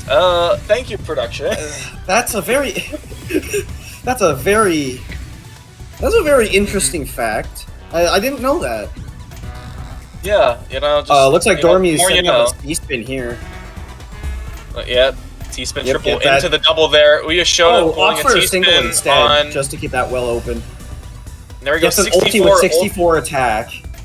There we go, Dormy trying to figure out how they want to do this. Ooh. Gonna be only getting 19. 58 attack. 58 Perfectress, and they still have a ton of garbage to eat here. Yeah, Uyashoda was relentless outside of that zone, decided to send some extra stuff just to make sure that Dormy couldn't really do anything. But Dormy's still hanging on. He's still doing the down stacking. Just absolutely nuts. Gets another zone ready. Starts with 2 T-spin doubles. Sets up a fractal. Yeah, Uyashoda doing another 2 T-spins as well. And looks like comboing up to 18. This could be 20, but not gonna IRS, unfortunately. Gonna only be a Perfectress there. As both players 70k plus points, we are into phase 3. Ooh, a bit of an O misdrop from Dormy there. Uses that J to spin tuck and fix that misdrop. Unfortunately, another O is gonna get misdropped, and that might spell the end for this game. That is mighty unfortunate. I was about to compliment on the wonderful SRS knowledge from Dormy, but Uyashoda has really turned on the jets this set, not really letting up on the pressure whatsoever, and just a little bit of superior zone play here has definitely given Uyashoda a tremendous advantage in the end game here. Yeah, Dormy doing some 6-3 stacking here. Not entirely sure what Uyashoda's doing, but it's kind of working. Definitely looked like a misdrop though. Gonna have to try that's gonna be a really weak zone within context. 15-line Tetris. Yeah, that's definitely gonna put Dormy at the advantage here. This is Dormy's However, chance to strike with a huge efficient zone. We'll have to it see has what to do so Uyashoda really does. quick. Has to do so really quick though. Uyashoda already has the full zone meter, as this was a phase 1 zone on Dormy's part. 54 attack. So Dormy Ooh. building up a phase 2 attack, but Uyashoda already down to 17. 47. Yeah, that garbage kind of evened out there. Uyashoda is definitely in a much safer spot. Dormy's going to have to try and put a lot more pressure in order to try and see a win here. Yeah, pretty high up on the not- stack. It's looking a bit precarious, but it is pretty clean, so it's not going to be that big of a deal. Yeah, not too much of a zone advantage here. Dormy going to the skies, accepting all this garbage. Wanted to do so before it hits phase 3.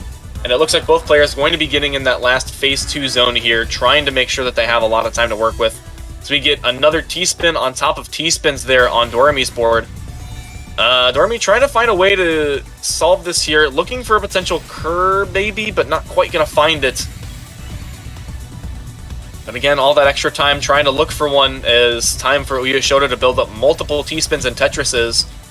And so Dormy a little bit on the ropes here, a lot of garbage on their board, has to be careful. Yeah, Dormy is doing pretty fine though. Only about halfway up his board. Uyashoda is definitely going to put a lot more pressure. Oop, And a little bit of a... Dormy's going to opt to zone here. Let's see what happens if we can get that down stack going. 20 attack. Uyashoda has a maxed out zone meter. Biding his time, waiting to use it. Uses it on that There we T-spin go. double. Tetris, multiple T-spins already, and already 16 lines. 16 lines. Oof. Oh, and it looks like 18. they're going for 20. Not quite going to get it, but a 53 attack in a phase 3. Dormy had a fractal setup and could not. Oh, and has a full queue of garbage to work with. And gonna be able to get a quarter zone. This could keep them alive here. But again, Uyashoda has been pushing out pressure like crazy. And there's no... Oh my goodness. Oh, that's an unfortunate misdrop towards the end. But And that is going to end it. Uyashoda's going to take this 5-0 against Dormy. Uyashoda making very quick work of the 2 seed for this, saying, book my ticket into winners finals here, give me that top 3 placing, and I'm going to be here to try and take down Kazu. And just, well, all right, we've got to... Wow. It's... Man, that was one hell of a match. Yeah, it did end in a complete sweep, but Dormy definitely didn't give that to Uyashoda for free. It definitely took a lot of work. Yeah, the results of the match being who won the most games for that set does not tell the full story of that match whatsoever. Again, The numbers don't tell everything. Was phenomenal play from both ends. Again, very creative decisions of building, especially on both sides. Dormy always gets really creative with some of those SRS kicks and donations. Uyashoda building a lot of those T-spin triple setups and C-spins and such, making sure to get those efficient attacks all getting sent at once. And at the end of the day, smoke clears, and Dormy is now in, I believe this is losers quarterfinals, if I'm not mistaken. And yeah, our our winners finals has been decided. And again, quick reminder. Oh, sorry, go for it. Oh no, go ahead. Yeah, I was just gonna do a quick plug again, checking the notes here. Gonna do a quick plug for the Honda Cup. For those who don't know and are not on the Discord, again, do join the Discord. But we're going to be having a very nice cup sponsored and partnered with Honda here for Classic Score Attack, as well as I think NES Tetris is involved in this as well. For both Forza and Tetris Effect, over $10,000 in prizes. So for those of you ready to show off those CSA skills and maybe win a pretty penny at the same time, be sure to join the Discord and check out the Honda Fan Cup, which will be coming very soon this October. And also, speaking of the Discord server, we are hosting a giveaway for a copy of any Enhanced game over on the Enhanced Discord server. So if you go to discord.gg/enhance, you'll be able to. There will be a channel dedicated to giveaways, and you can enter one to win a chance to maybe get a copy of this game, or if you already have this game, one of the other enhanced games. I will say, like, this game, if you don't have this game, then absolutely do try to enter that giveaway, win a chance. It is a very fun game. And if you already have this game, cool. Go get one of the other ones, because those are also very good. If you have every game of Enhances on every platform, then be a kind person and give some to friends. Share the love, you know? Although I might be concerned with how you've bought it on every platform, but, you know, go for it. I mean, I bought it on every platform I possibly could. Yeah. Just nothing but enhanced games here. I am not sure if we're going to go to a quick break or if we're going to just go right into the swing of things. Yep, I think All we're right, going right we are into just going right into it. We are just going right into the losers quarterfinals. And I do believe it's Dormy versus Santi. So yeah, this will definitely be interesting, especially for Dormy having to play 2 matches back to back. Yep, again, coming off of a loss, but not a bad loss in any way, shape, or form with the amount of incredible play that they've demonstrated against Uyashota. Yep. So here we go. Dormy again on the left with the Kirby plush of good luck here. And Santi with the relentless pressure that we saw earlier is going to be on our right here. Yeah, both of these players in losers bracket, down but not out. But unfortunately, for one of these players, this will be the end. It's just going to be a matter of who stays in this tournament. And for the one that does advance, this will be, again, this is a top 4 qualifying match as well. For the winner of this match, they will be guaranteed their spot into the trifecta main bracket. Again, players, though, wanting to go as far as possible to get a little bit of a better seeding there and a potentially easier shot at winning the grand prize. But a 61 ulti, Dormy showing that they are not playing around whatsoever and are back on that grind. And, I think there's a little bit too much garbage on Santi's board. Not going to have any team options there. Santi didn't quite have a good board state to deal with that garbage. Dormy with a bit of an interesting board setup. Looks like it was going to get a T-spin triple ready.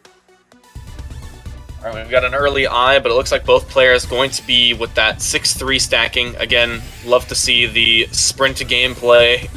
Getting a little bit of a meta portion here, not just going for the T-spins. Ooh, so very nice little... Oh, those S kicks from Dormy, definitely utilizing the quirks of SRS to clean up that stack.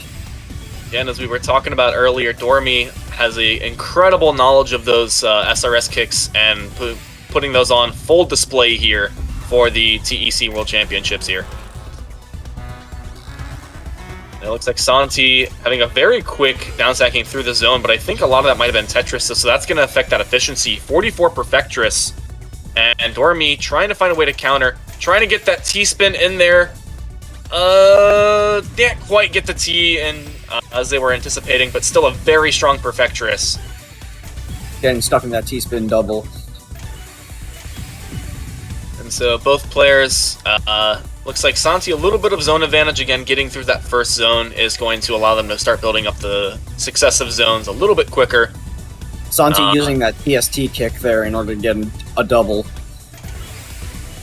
Looks like they are at full zone, but again, has quite a bit of garbage on the board. Has to play this a little bit more cautiously and make sure that they're able to get down to a little bit more of a manageable scenario for trying to zone. And it looks like Dormy, having a little bit better stack, is going to try and take the initiative. Popping zone first here is playing like crazy. Getting up to 18 lines.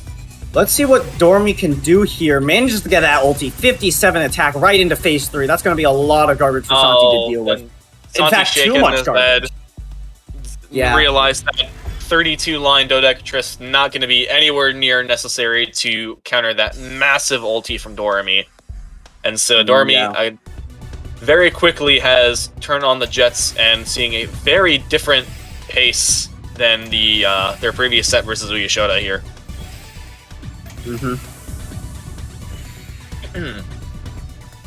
So it looks like a little bit of misdropping there from Dormy's side, but again, using some very creative T-spin triples and such to build around it.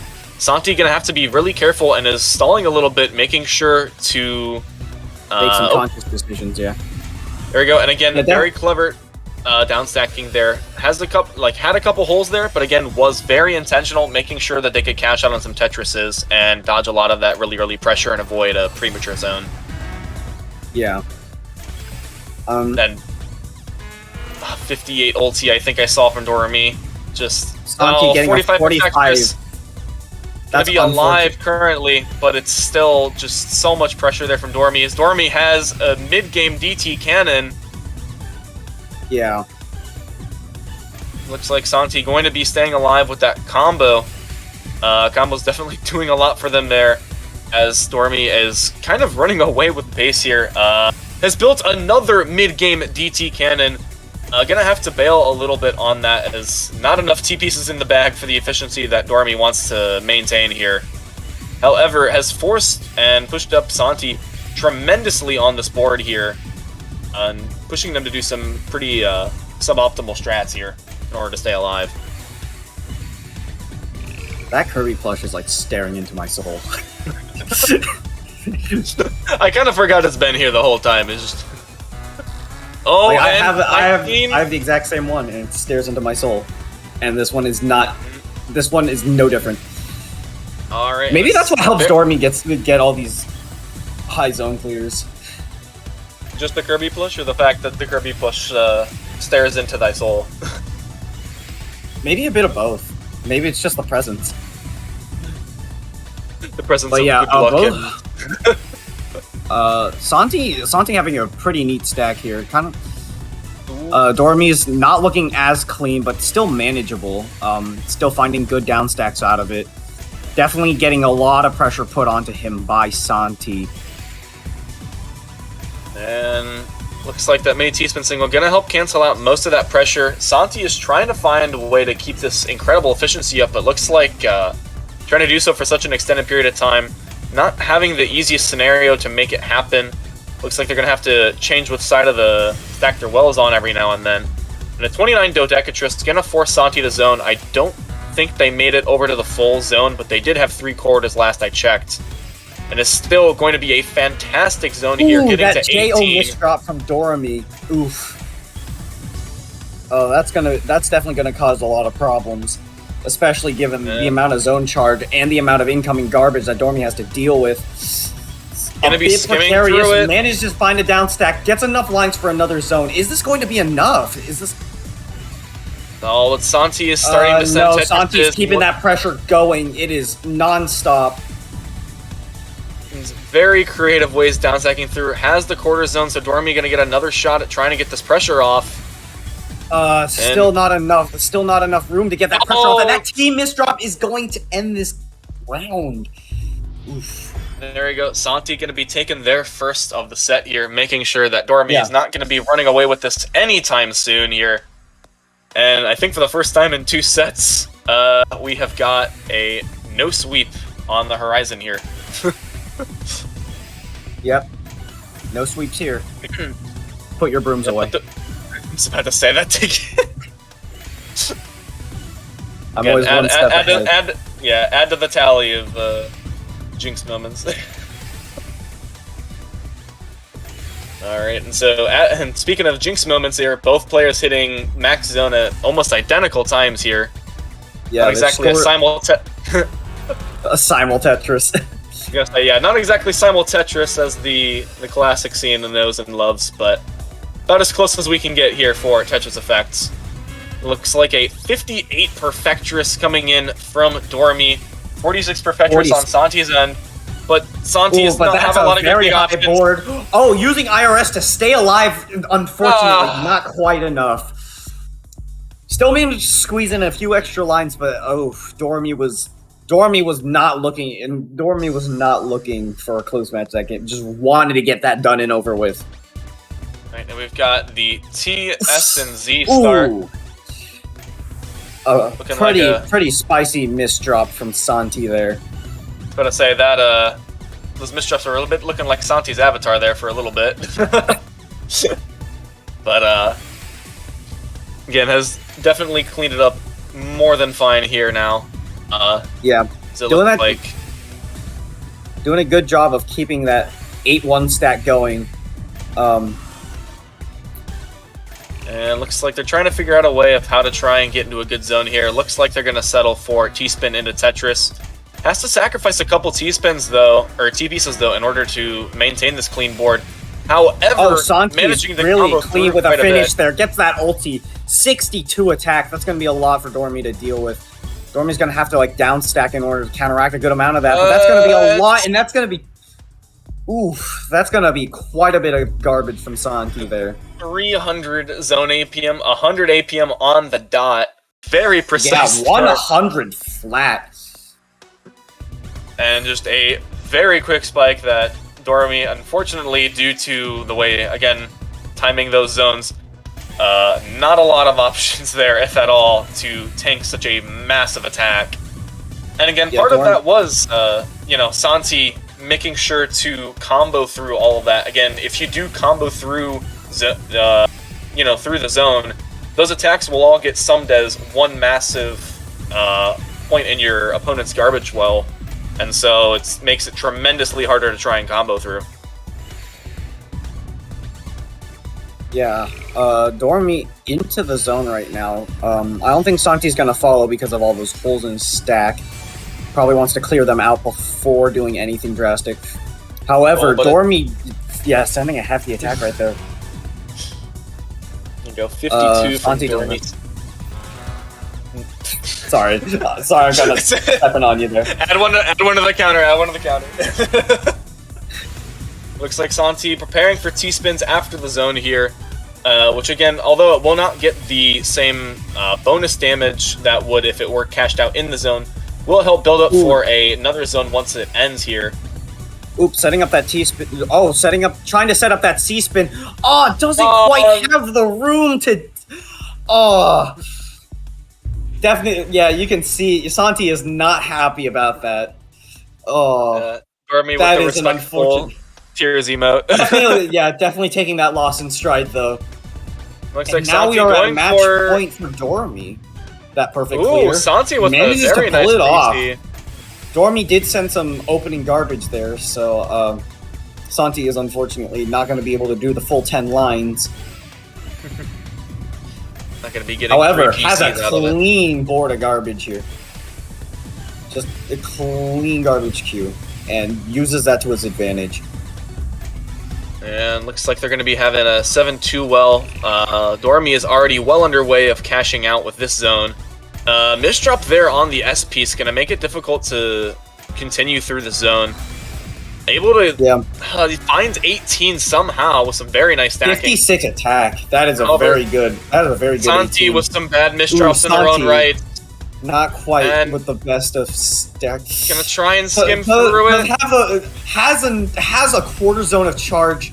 Is this going to be enough for Santi to stay alive? Oh, T-spin double. No, it doesn't seem to be. It doesn't seem to be. Too much there. No, that is. Oh, okay. That is going to be the game. So Santi with the thumbs up of approval there. Dormy with 5 and 2 in that set. Again, Santi with some very incredible play as well. Managing to take 2 games off of Seed 2 here. But Dormy going to win from this losers quarterfinals here. Losers quarterfinals. And has successfully booked their way into Trifecta, has guaranteed themselves a top 4 placing here tonight. Yeah. Or I guess in Dormy's case, I think in Dormy's case it's this morning. I forget exactly how far ahead. Yeah, Dormy it is pretty early in France right now. Yeah, that was another thing I do remember after the connected versus invitational. Dormy was very happy to have won, and then was like, "It is like 5 a.m. I'm going to eat and go to bed." Dormy has said in chat, it is almost 4 a.m. That is. The lengths you have to go through in order to play a tournament. Time zones are not kind to people.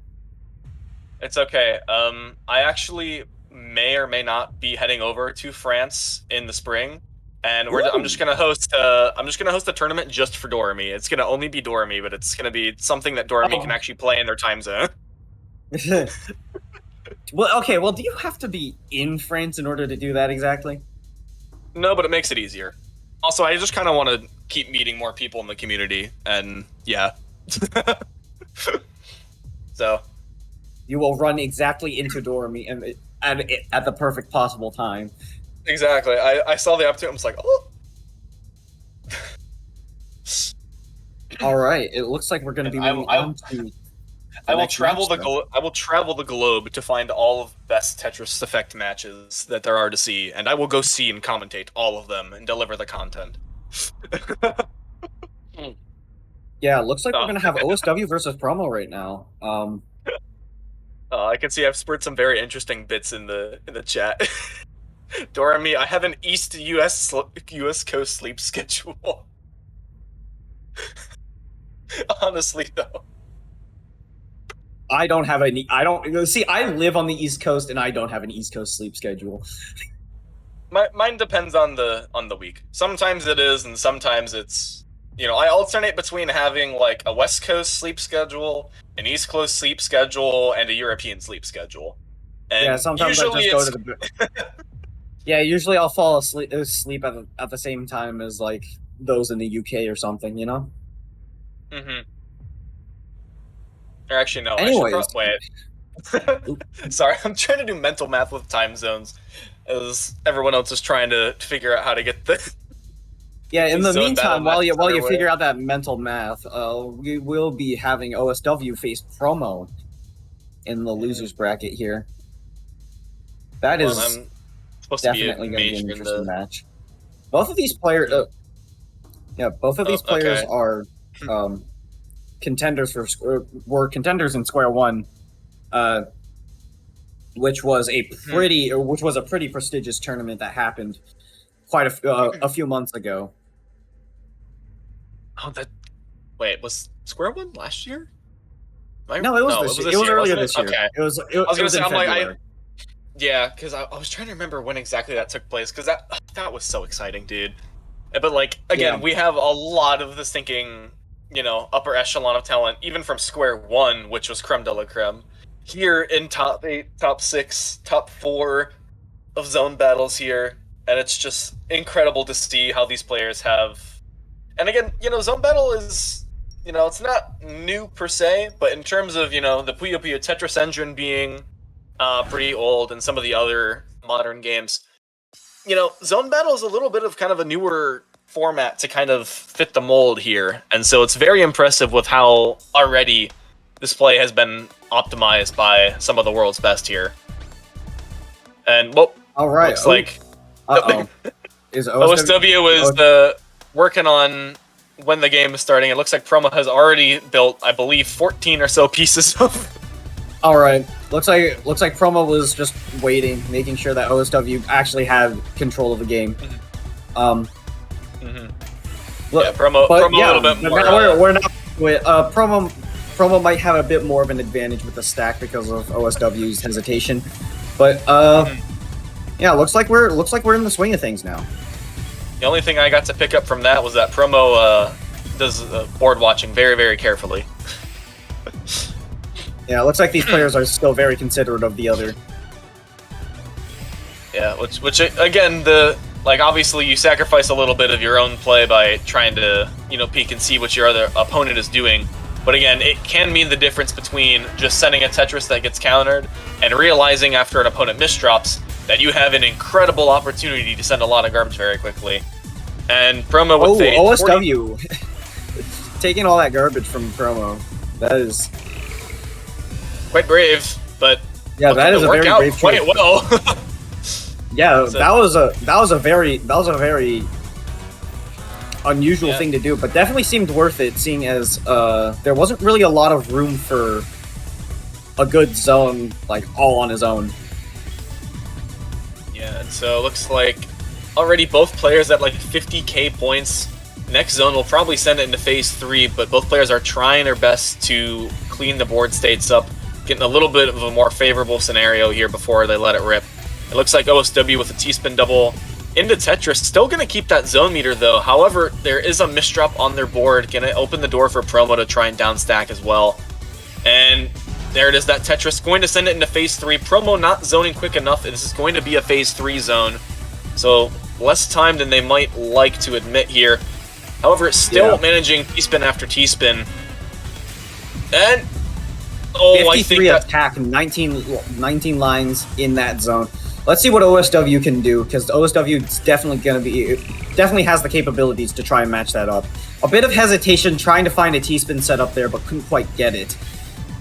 Right, 35 attack from there. OSW. Gonna have to accept a bit of garbage, but OSW definitely has the know-how on downstacking. Yeah, and Promo does as well, for that regard. Yeah, both players, I believe, are very heavy PPT2, or PPT Tetris vets, excuse me. And so, no stranger to pulling off these insane down stacks through the late game. And so, although we may see, you know, sorry. we are on top of each other. But yeah, I blame a little bit of the...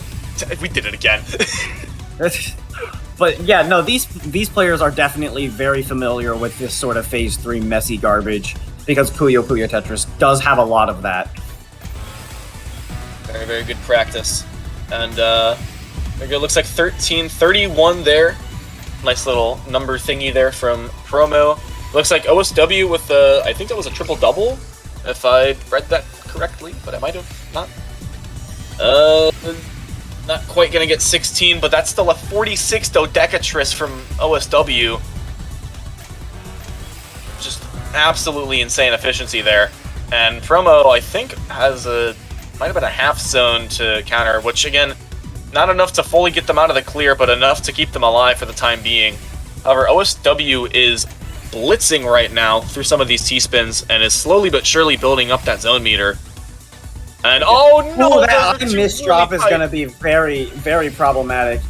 Let's see what let's see what they can do. Let's see what you can do here to counteract that. Yeah, managed to get rid of it, but had to sacrifice a zone in the process. This is definitely Promo's time to try and take advantage, capitalize on that short zone.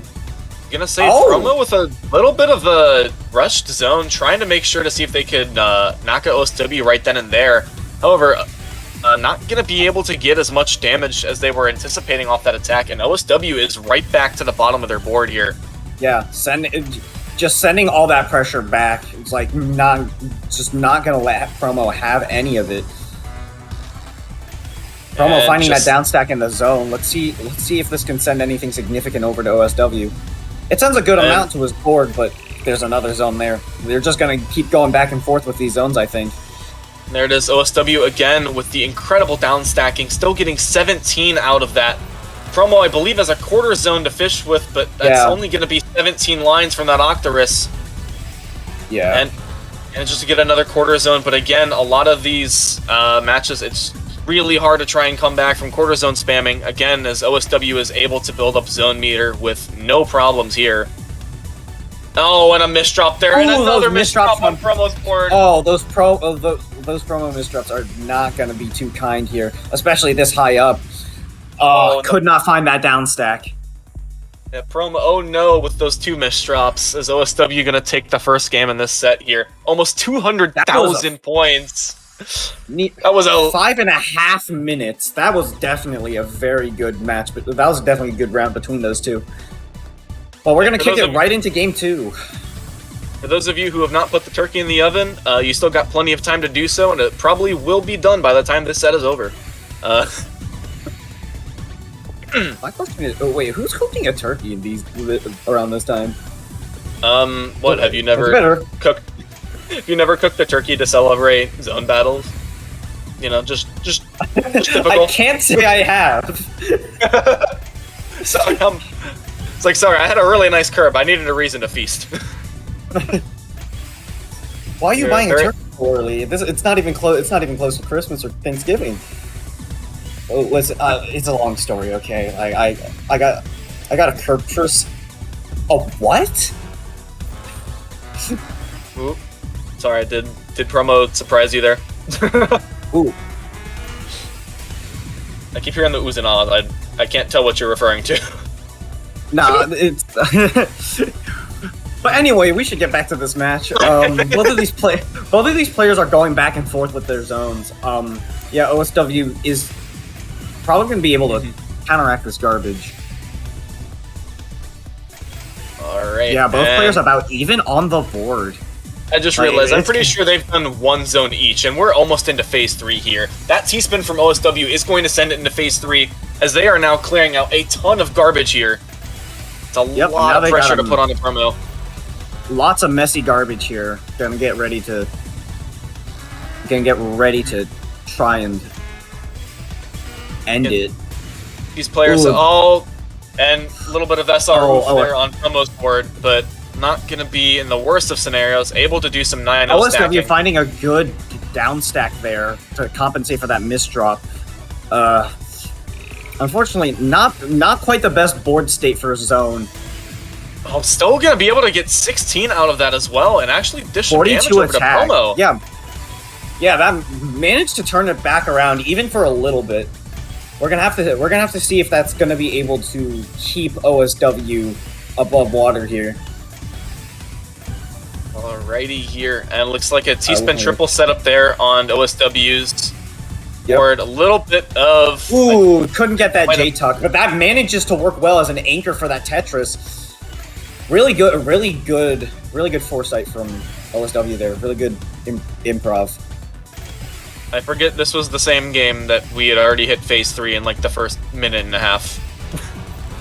Yeah, this has been a very hefty close match. We're definitely gonna be here for quite a while. These players are definitely not gonna let each other get a win so easily, especially since we're in the losers quarters. So 18. It looks like OSW trying to find a way to get the Z over to the left side there. Not quite going to be able to do so. Sending a huge spike to promo there. Promo's gonna find that down stack pretty quickly though. My goodness. OSW making some adjustments, making sure to get a down stack of their own as well. Down stacking through with some T-spins. Oh, and... Ooh, that misdrop from OSW. Is he going to be able to get out of that? Gets a T-spin double. Manages to cancel out that garbage from promo. Still in this. That gives OSW a bit more breathing room. Let's see how much promo does in this zone, though. Promo's building up. That's going to be a 45 Perfectress. And just unfortunate. Yeah, unfortunately not able to counter that. But again, a 4-minute match. Both players maintaining. Oh my god! Look at that speed and APM. They are way too close on this. This does not feel like a qualifiers for the Trifecta championship bracket. This feels like this is the last match to ever be played. Yeah, these two players definitely know how to put up a fight against each other. This is definitely a show too. Yeah, this is everyone knows match length is better because that puts on more of a show. But my sleep schedule. You know what you signed up for. I do. And alright, trying to make sense of OSW's T-spins on the board. Not quite doing the best. Getting up to 17. That garbage definitely put a hampering on any additional lines there. Let's see what promo can do with this zone here. It's not going to be quite a full zone, but that's still going to be a good amount, I think. 23 attack, on the Octarus. That's going to mitigate some of that attack that OSW's been sending, but still not going to be enough. I think OSW is going to be able to retain a zone advantage a little bit here. Yep, and it looks like 50k on OSW side. Again, if we see them zone early, they could very well send off their last zone attack before we hit to Phase 3, which would definitely put them in a little bit of a more comfortable position. But it looks like they're just going to T-spin right into Phase 3 and not worry about zone whatsoever, as Promo is being forced to blitz out a ton of T-spins here to even out OSW's pressure. Alright, Promo's going to be starting that zone with a T-spin double, a Tetris, and then another T-spin double. Keeping that back-to-back going, trying to go for max efficiency here. Has to break it with a bit of a skim. Yeah, 54 attack from 17. OSW has seemed a little hesitant with the zoning. Had a couple options to try and work with, but has definitely settled a little bit more in terms of just trying to counter things. And I think that might be their downfall here in this game, as doesn't quite have the room to be able to downstack there. Yeah, again, I think Promo just able to send a little bit more of that zone battle efficiency there, and just, yeah. And so it looks like Promo going to take a lead 2-1 in the set.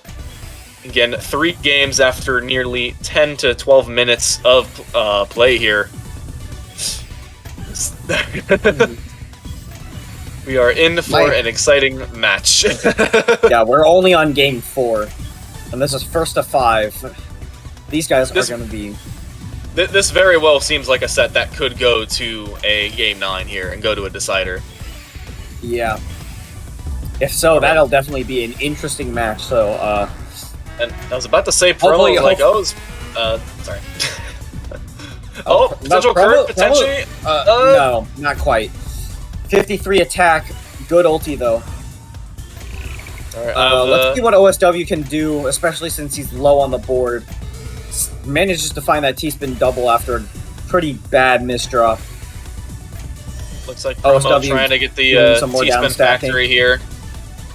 Ooh, 54 attack. We're still going to send a good amount of garbage over to OSW. But it's still fairly clean, as we are still in phase 2, so OSW doesn't really have to worry about much. Unless there's a misdrop like that. Oh, and a second one! Ooh, another misdrop like... Ooh. Yeah, misdropping that high up is pretty scary. 3 T-spins from Promo there. Gonna have to... Manages to still get through it. Even through all of that, but again, Promo is now almost to the phase 3 here. A couple T-spins might bring it through, but it looks like OSW actually might discern when we hit phase 3 here. That T-spin is going to send it into phase 3. And so now OSW, I believe with a 3/4 zone, phase 3, I think that's probably like 8 or so seconds to work with, but it looks like that might be all that they need, but still so much garbage. Oof. Yeah, Promo sends a lot in that one burst. Yeah, 293 zone APM. Definitely making moves with their zone meter, as Promo taking, again, not quick matches, but compared to games 1 and 2, Promo trying to get a little bit of some quick momentum here. Their speed is essentially the exact same. It is very captivating to watch. Both of these players playing at the same exact speed, nearly same efficiency. That last round wasn't too kind to OSW, but I mean, we've seen his fixes. They've been very good. And this is definitely going to be a very close match. Gets that STSD set up. Both players ready for the zone. Promo going to be the first to do it. Let's see what OSW does. Again, I do find this really interesting, though. OSW not choosing to zone, really, until necessary. Again, right there has finally popped zone. And oh my goodness, 3 terrible misdrops. Misdrop after misdrop. That's not good. Wait, literally clotheslining in the center. Ooh, is able to find some workarounds, but and a 4th misdrop there. Ooh, those misdrops are not too kind. Manages to find some good things to try and clean it up.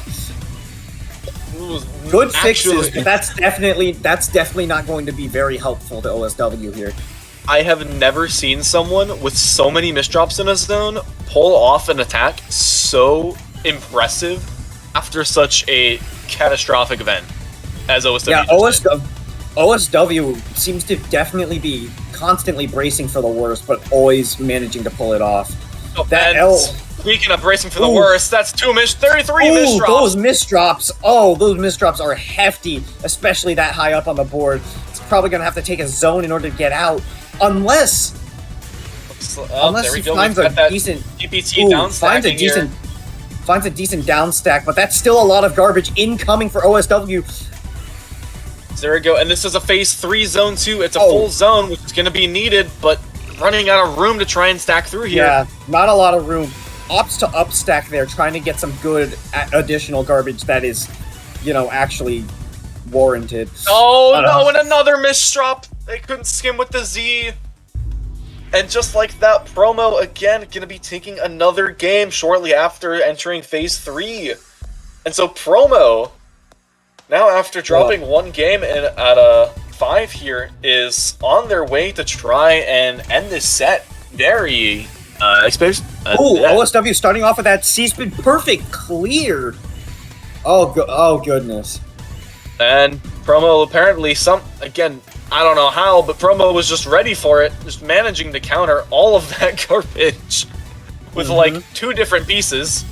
OSW is very high up on the board, but that's a pretty good place to be in when it's phase 1 garbage still, because that's still some pretty clean garbage. Can definitely use that to your advantage. OSW is very high up on the board, doesn't choose to zone yet.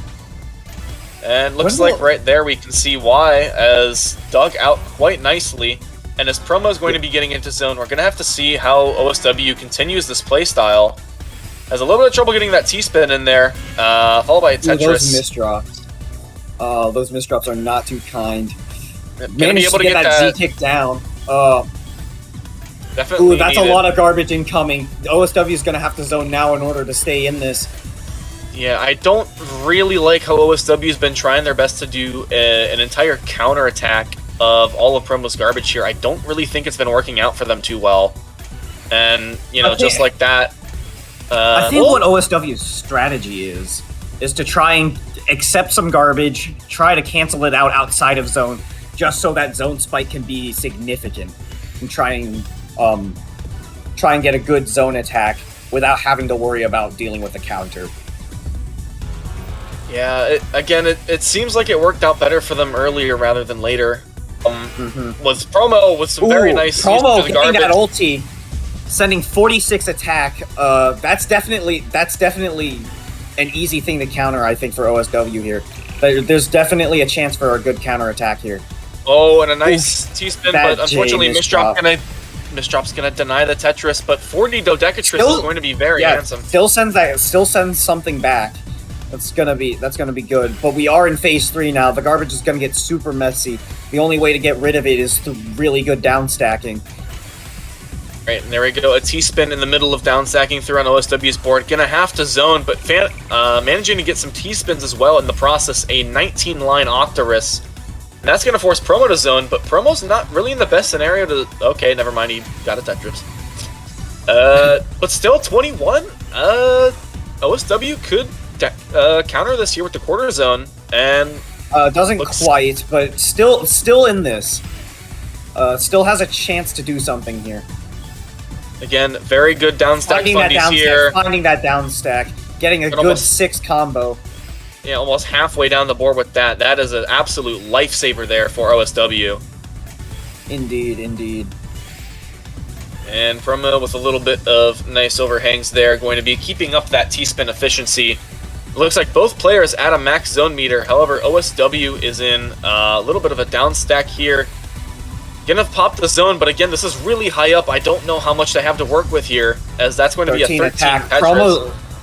Promo's got a little bit more room to work with. Let's see what Promo can do here. It's gonna be getting up to 19. Could we see the 20? We do see a 20. 46 attack. That's gonna be a lot for OSW to deal with. Let's see what OSW can do in this zone. It's probably not gonna be enough. Oh my goodness, that was so fast. Oh my goodness, 20. Manages. Oh my goodness. I'm pretty sure that was literally a half zone, and still OSW. That was a half zone. What a misdrop T! Oh, that misdrop. Ugh. OSW, not like this. You down stack so well. Don't end with the misdrop. Come on. Oh, still finding that down stack. It's still not quite the end. Gonna start it off getting a 3/4 zone with a T-spin double. There we go. Oh, finding a very fast down stack. That was a good amount of speed. Promo has this full zone. Oh, and Promo has so much of the board to work with. Gets that Tetris, gets 14, 16 lines. Oh, this is going to be quite a bit. 48 attack and 18. OSW has to do something in this quarter zone.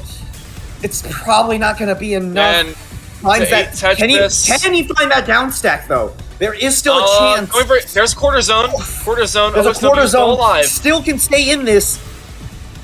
Finds another down stack. Still in this game. And a misdrop there from Promo. That's going to halt Promo's pace. Oh, Promo's going to have to go slow down a little bit, but OSW still close to the top of his board.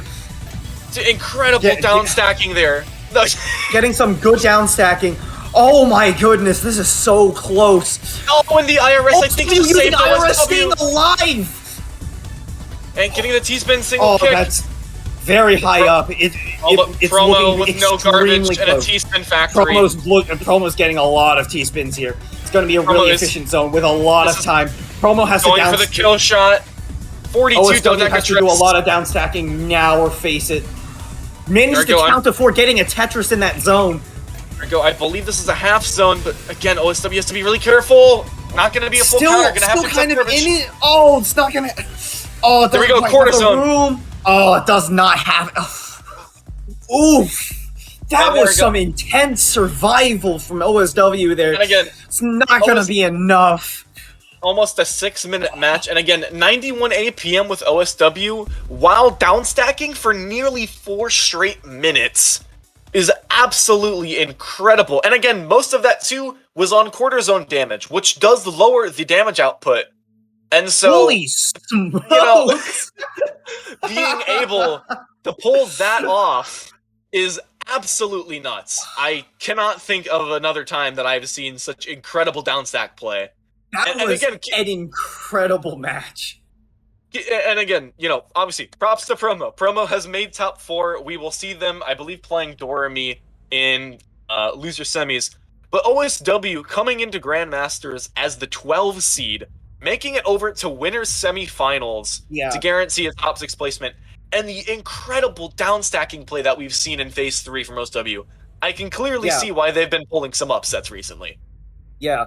OSW, that's not, unfortunately not able to continue, but I would not be upset about that. That was some intense playing from OSW there. It was, oh my god. I'm kind of speechless by that. But here we are. I don't really know how else to phrase how incredible that set was. And of course, right after all of this, we now, I believe, are going to go into winners finals here shortly. And so we're going to have the clash between Kazu and Uyeshoda. I don't know if we're going to see that same kind of Phase 3 downstacking, but we're going to see, again, some very impressive zone battle gameplay coming from winner's side here. Both players, so again, we already have our top 4 here, so congrats to Kazu, Uyeshoda, Doremi, and Promo. We will be seeing them in 2 weeks from now in the Trifecta bracket.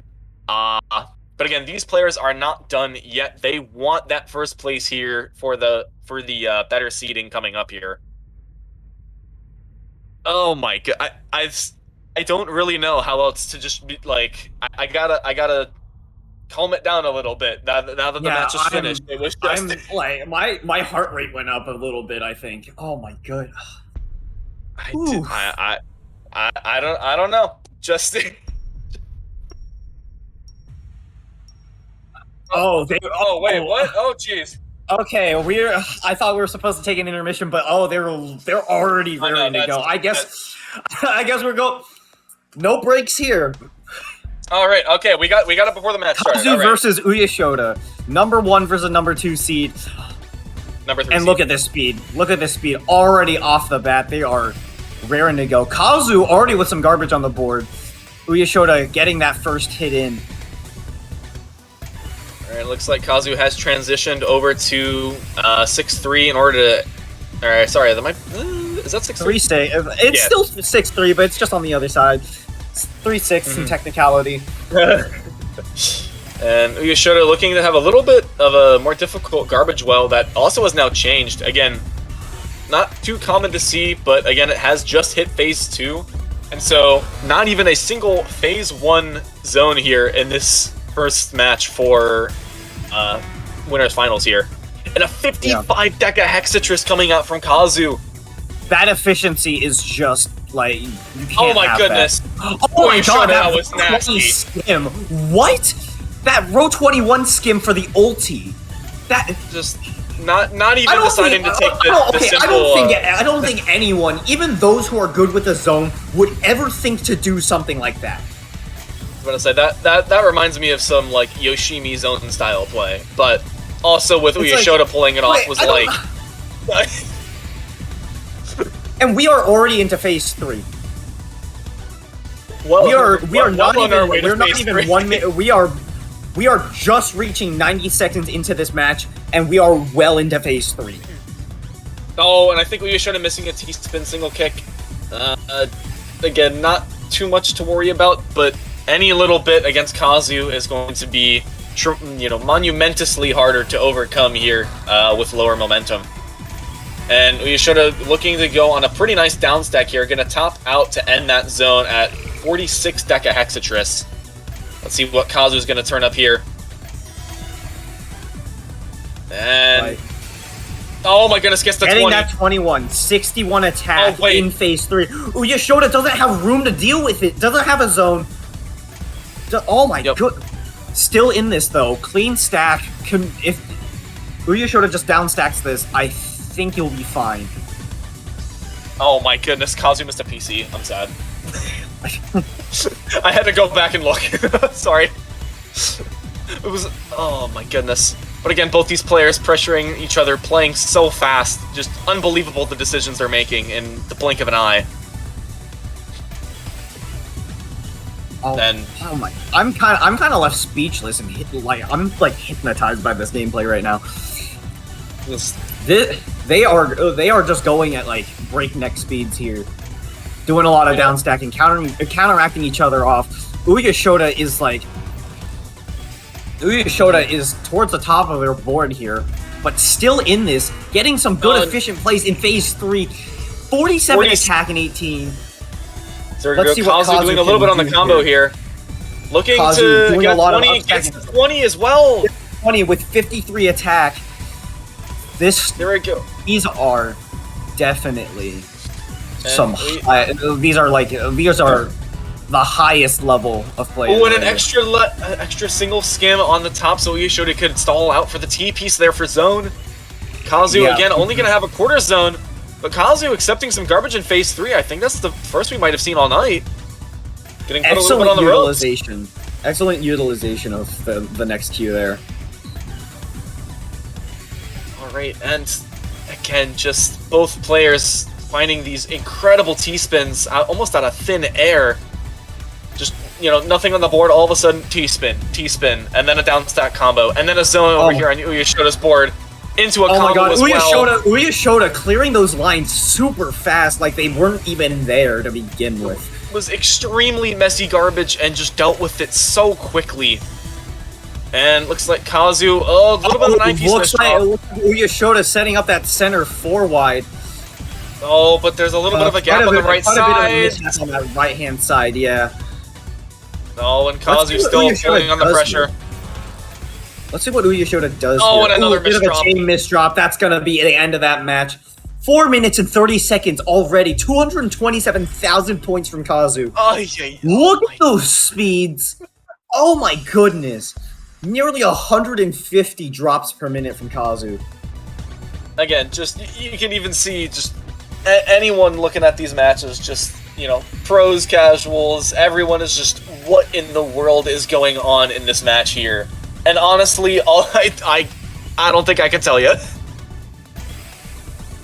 Looking at Dorami in chat, apparently Uyashoda's actually hasn't really played that much in a while.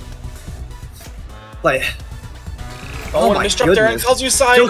Still keeping that zone knowledge well there intact. There we go. Oh my goodness! Is there an ulti? There is an ulti. Gonna get 52 attack there. Kazu's gonna be the one accepting garbage here. Oh my. Alright, and again, just already, like, not even 50 seconds in, and Kazu about to hit 40,000 points. Looks like Uyashoda was trying to set up a C-spin there, but didn't quite have the right shape to do it. Alright, and looking like they're comboing through the garbage here. A little bit of PPT2 sacking. Oh, look at that clean garbage for Uyashoda. That is just prime for a counterattack. And Kazu does not have a clean stack to deal with. Could we We could see Uyashoda take something from Kazu Ooh, here. 18. That's gonna be 19. 52. Another Perfectress. 52 attack here.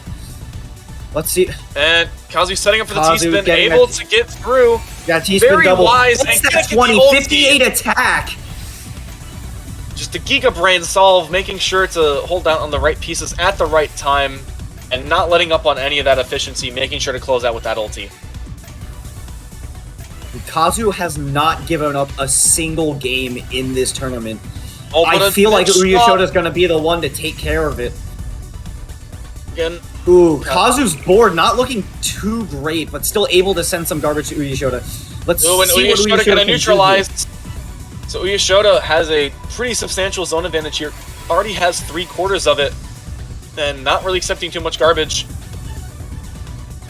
Alright, I stand corrected. Never mind, had to accept a little bit. But again, Uyashoda holding onto that full zone meter.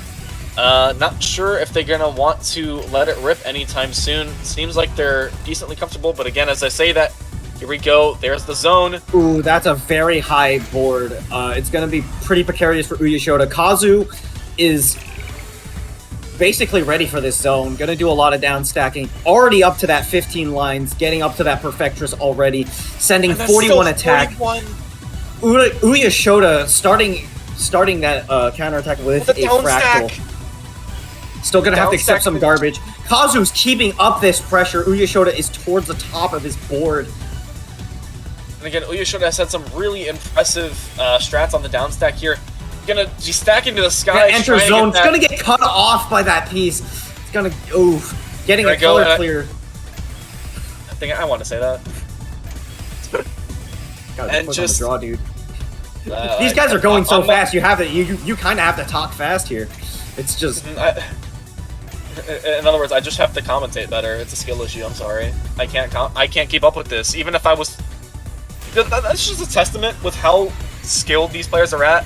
It's not even the fact that like I can't keep up with like gameplay. I can't even keep up talking with this. Like not even just playing it. I Yeah. can't physically describe how It's- fast it's this is a- all going on. this is some really fast stuff, especially for Tetris Effect Connected. Oh my goodness! And Uyashoda get is us towards the started. top of this board, and it's not gonna look too great. Look at that! 144.4 drops per minute for nearly 4 minutes. I don't understand how you can keep up a speed like that for so long. just they're another breed. Just, just We got Mark McDonald in the chat giving away some tier 1 subs to people. whoa, shoot! Hello, Mark. Okay, How you wow. Oh, hi, Mark. Oh, hi, Mark. Again, thank you so much for the support there. We love to see it. Again, love the support of the Tetris community here. Mark, and- Mark, I mean, he is a very, I mean, he does work for Enhance, Yep. Just director for this game. thank you for bestowing upon the world Tetris Effect Connected, because stuff like this is possible. Things that I can comprehend but not verbally affirm because it happens too fast. But it's still a wonderful experience. I Back to appreciate this it. match. Back to this match. We've got a lot going on, and we missed a crap ton, but we're gonna try and put this back on track. Uyashoda is up to 13 lines. That was a lot of efficiency up until that point. 19. Could we see the 20? We do with a 63 attack. Can Kazu STS match that? STSD into combo for Kazu. Has an 18. Could Ooh. potentially get. That left to L misdrop's gonna cut it short. It's gonna have to accept some garbage instead. And again, both players Jeez. already. It's like we barely hit phase 3, but we're already at 90,000 points. Yeah. 90,000 points. A minute and 37 seconds in. Like, they're going to spend way more time in phase 3 than anything else in this game. And it really goes to show how fast, how efficient both of these players are. Oh, and Kazu with little bit- ooh, that's a lot of misdrops from Kazu. We're gonna have to Yeah, see little- how this works. tiny bit suspect, And but it cleans looks that like up. we're doing really good on the combo here. Look at that. Look at that. Cleaned it up. Oh, and So we nicely. should've, I think, accepted a little bit too Ooh. much. That's going to end zone early. Yeah, Uyashoda is a bit on the ropes here. Finding a good and combo. another misdrop Misdrops there on that L. Uyashoda's. That's not the end of the world, though. Definitely still has the down stack going. Yeah, very quick on the down stack. Opens there. up Gonna another half the zone. Looks like, gonna get cut short of by that eyepiece being so high up, and Kazu's gonna add more pressure. It's gonna be ending Uyashoda there. Kazu pushing out more APM at more 130. APM than more than one APP there. It's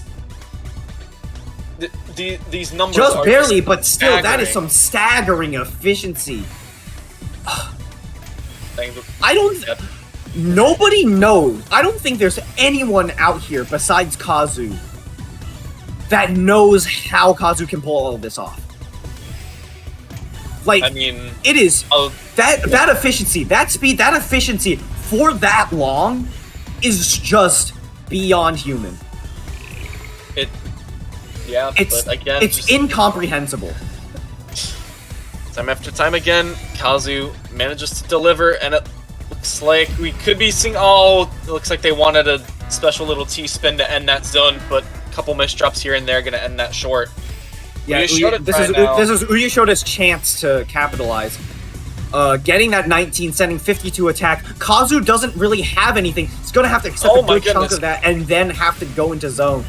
Pretty neat garbage. Going to be able to counteract the rest that's incoming, but that's still a lot to deal with. That could have topped Kazu out.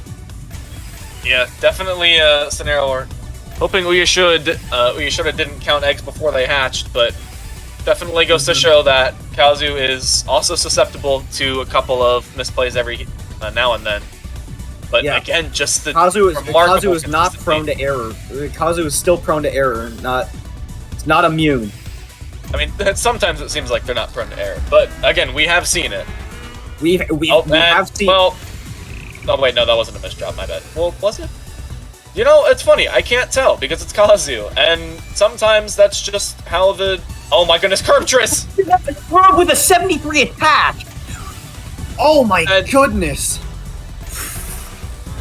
Just all right, and there we go. I think it's a quarter zone from Uyashoda, but that's over. Uyashoda just does not have the. I don't think Uyashoda has the room to deal with this unless this quarter zone can counteract the rest of this garbage. Another quarter zone. Oh no, it's gonna have to do a lot of down stacking. No, it's not gonna be enough. That curve is just that like extra nail in the coffin. And again, that's just so much too. And that was such a fast curb as well. That was I saw Kazu like messing around with that piece, and I was like, is he trying to go for that curb? And as soon as that piece dropped, that curb was already happening. Uyashoda is already close to the top of his board here. And again, I literally just realized Kazu is already up 4-0 as of that game. Kazu is very well trying to sweep their way into grand finals. Yeah, it seems like Uyashoda was our biggest chance to see a point drop from Kazu, but Kazu does not want that to happen at all. 51 from Uyashoda. Oh my goodness, and the DT from Kazu. Not quite gonna be able to get setting up this STSD here. Yeah, gonna send a still a good amount of garbage to Kazu. Uyashoda towards the bottom of the stack here. All of the Minos on his board are his own.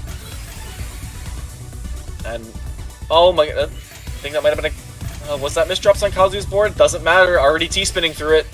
Those are definitely misdrops on Uyashoda's board, and that's not gonna bode too well. Manage it. Oh, Uyashoda managing to at least come back from it somewhat. And again, just still these. And how in the world did Kazu stack 14 that fast? Unfortunately, misdropping an eyepiece, but again,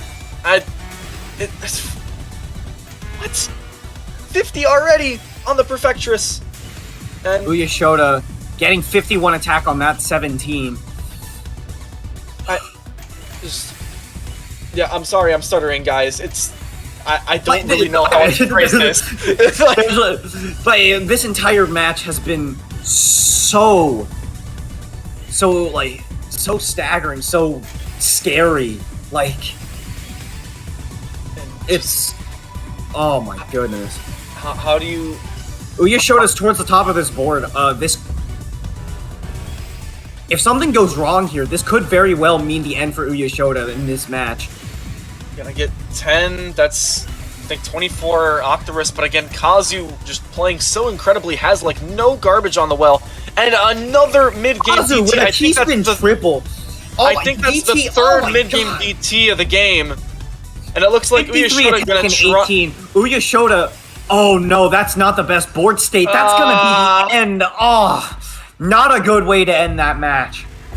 1, 2, 3 with DT cannons. Some incredible efficiency and speed from Kazu. Pulling out. Wait.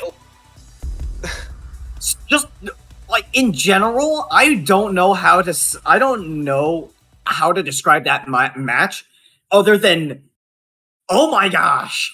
It's just quite literally jack of all trades in this. Like Kazu had just shown the mastery of speed, mastery of efficiency, mastery of zone management. Again, just dominated in every aspect of the game. No one can seem to get an edge. Kazu books their trip to Grand Finals without a single game drop in the entire bracket. That was a sweep too. Like, that was a long match, and that was still a sweep. That could have gone for potentially even longer. Oh my goodness! Holy crap! We still have matches after that.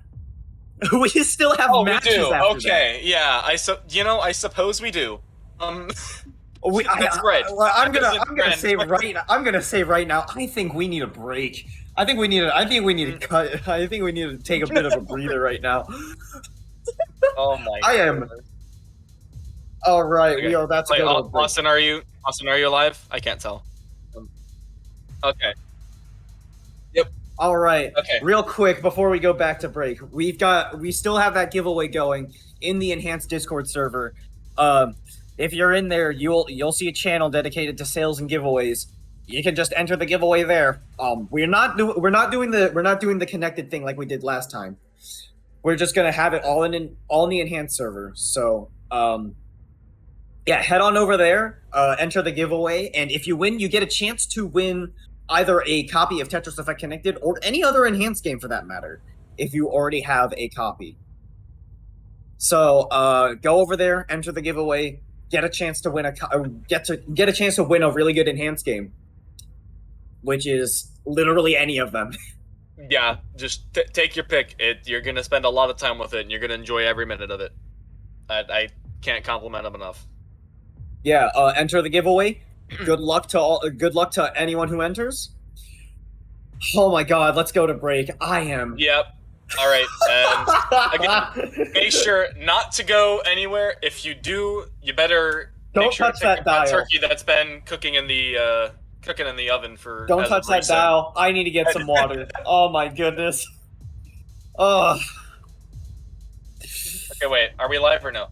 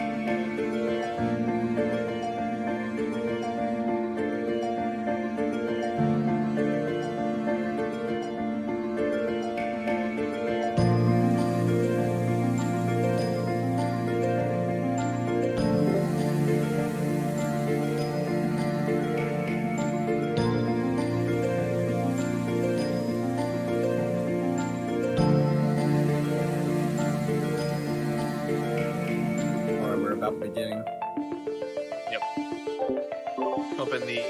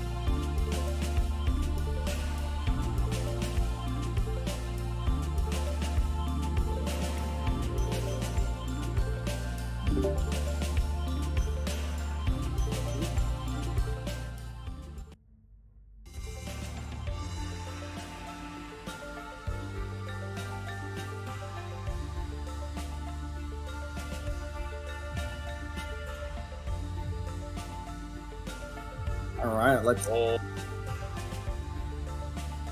We do indeed. just. Dude, I still can't believe the last 2 matches we've commentated. Yeah, it was two. It was 2 matches back to back.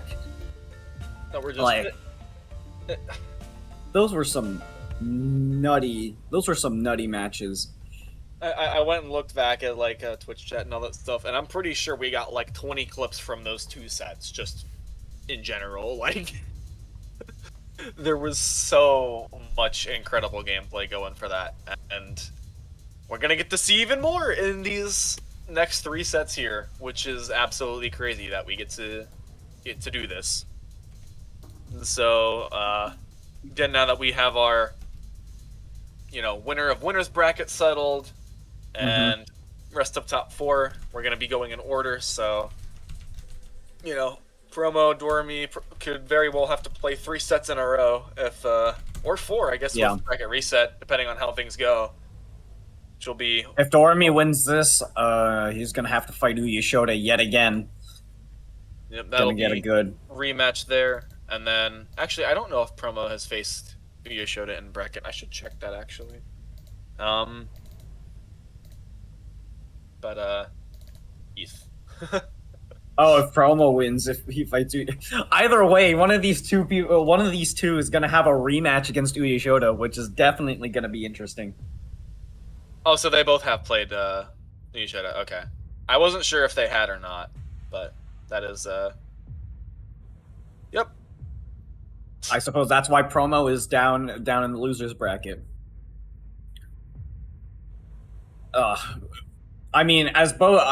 of these players are definitely aware of how capable Uyashoda is. It's definitely gonna be. Oh, this is gonna be a very, very interesting match. It's so much good Tetris gameplay here. I love this.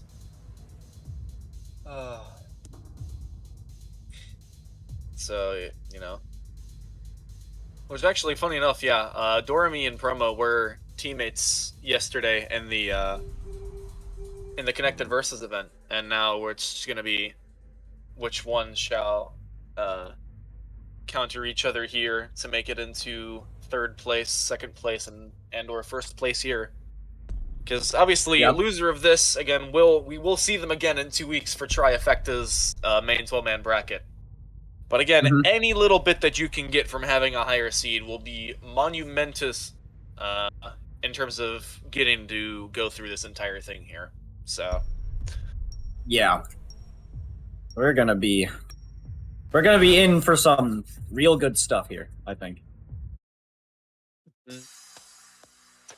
So let's hop into it. Yeah. all right. It looks like we've got Dormy with the Kirby plush that stares into the soul on the left. And Ooh, Promo with the misdrop hand that. cam. Misdrop that J for the DT cannon. That's not the best of starts, but managed to recover kind of nicely from that. Good old misdrop cannon. However, again, both these players very, very capable with fixing up these misdrops in the blink of an eye. Yeah. As we have seen from many of the games thus far.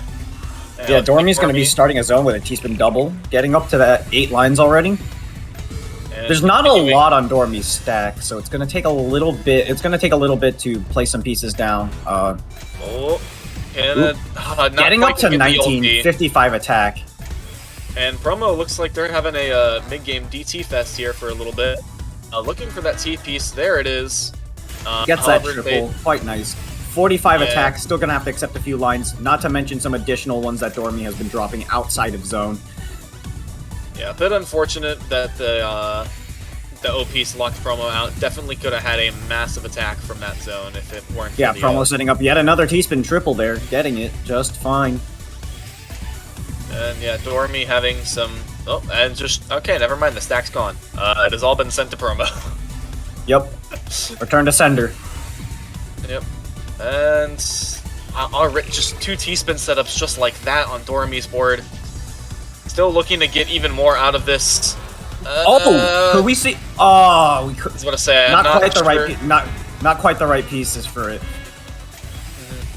Uh, 19. Could we see a 20 from Promo? Oh, not quite. Oh, only gonna see the 19. I think it might have been a IHS thing potentially there, but again, very, very close. Ooh, Promo and- having that overhang a little too tall for that C-spin. The C-spin being that T-spin triple into T-spin double. Still managing to get those T-spins in quite nicely, though. And yeah, this is also well into phase 3. Just Mhm. just casually, but oh, that Z misdrop was gonna make it really difficult for Promo to get out of here. Got some good down stacks going. Oh, they can't skim through that. Well, no zone, nothing here to counteract. I think they were trying to stall to see how much Dormy's thing could go. You can only Which- stall for so long. Yeah, which again, Dormy with the 230 zone APM. Even after that little DT misdrop at the beginning, definitely able to. Oh, Ooh, Dormy with that misdrop in the PC. Oh, yeah, that's you don't like to see it. yeah, not gonna be too difficult to clean up again as per usual. You know, for this far in the bracket, but again, still a little bit behind in terms of trying to make sure to set up their stack ready for a zone attack in whatever form. That's also Yeah. another thing I've definitely noticed from Dormy is they have no fear in zoning at the bottom of the board. A lot of players, just to try and like send that zone attack faster, will usually try and build up some sort of stack early. But Dormy is just like, yeah, we're just gonna build the whole thing here and just kind of deal with it. Which I guess again speaks to testament of their efficiency in play here. Again, 67 ulti, but a 65 ulti Ooh, coming 65 out there. ulti from. Oh my goodness. I'm Just completely both neutralized. players. Oh my That's god. Windows. Oh, I don't think Twitch chat saw, but there were little Windows things that were on Yeah. their sites. Window noise. Everyone loves those Windows notifications, you know? Oh, they got the notification. Oh, okay, all right. So, little bit that behind the scenes stream gets to see is also audible on Twitch chat. Okay, because usually most of the time when there's something with production, we don't get to. Share I mean, it. we all know we all know the eyepiece just makes a glass shattering sound when you drop it. Mistra.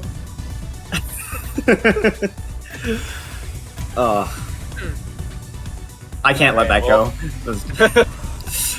Anyways, Nope. Yeah. anyways, Nobody's trying to see on Dormy's board. I'm trying to find a transition oh, back we into the we do have a match bit of a here. misdrop on Promo's board, but that's gonna be able to be cleaned out pretty nicely. Yeah, that Oh my IK. goodness. Nice 20 Ooh, there that's from... 63. Wait, was that wasn't a perfect clear, was it? No, it was not. Okay. Oh, then Promo trying Ooh, to back through this. This is...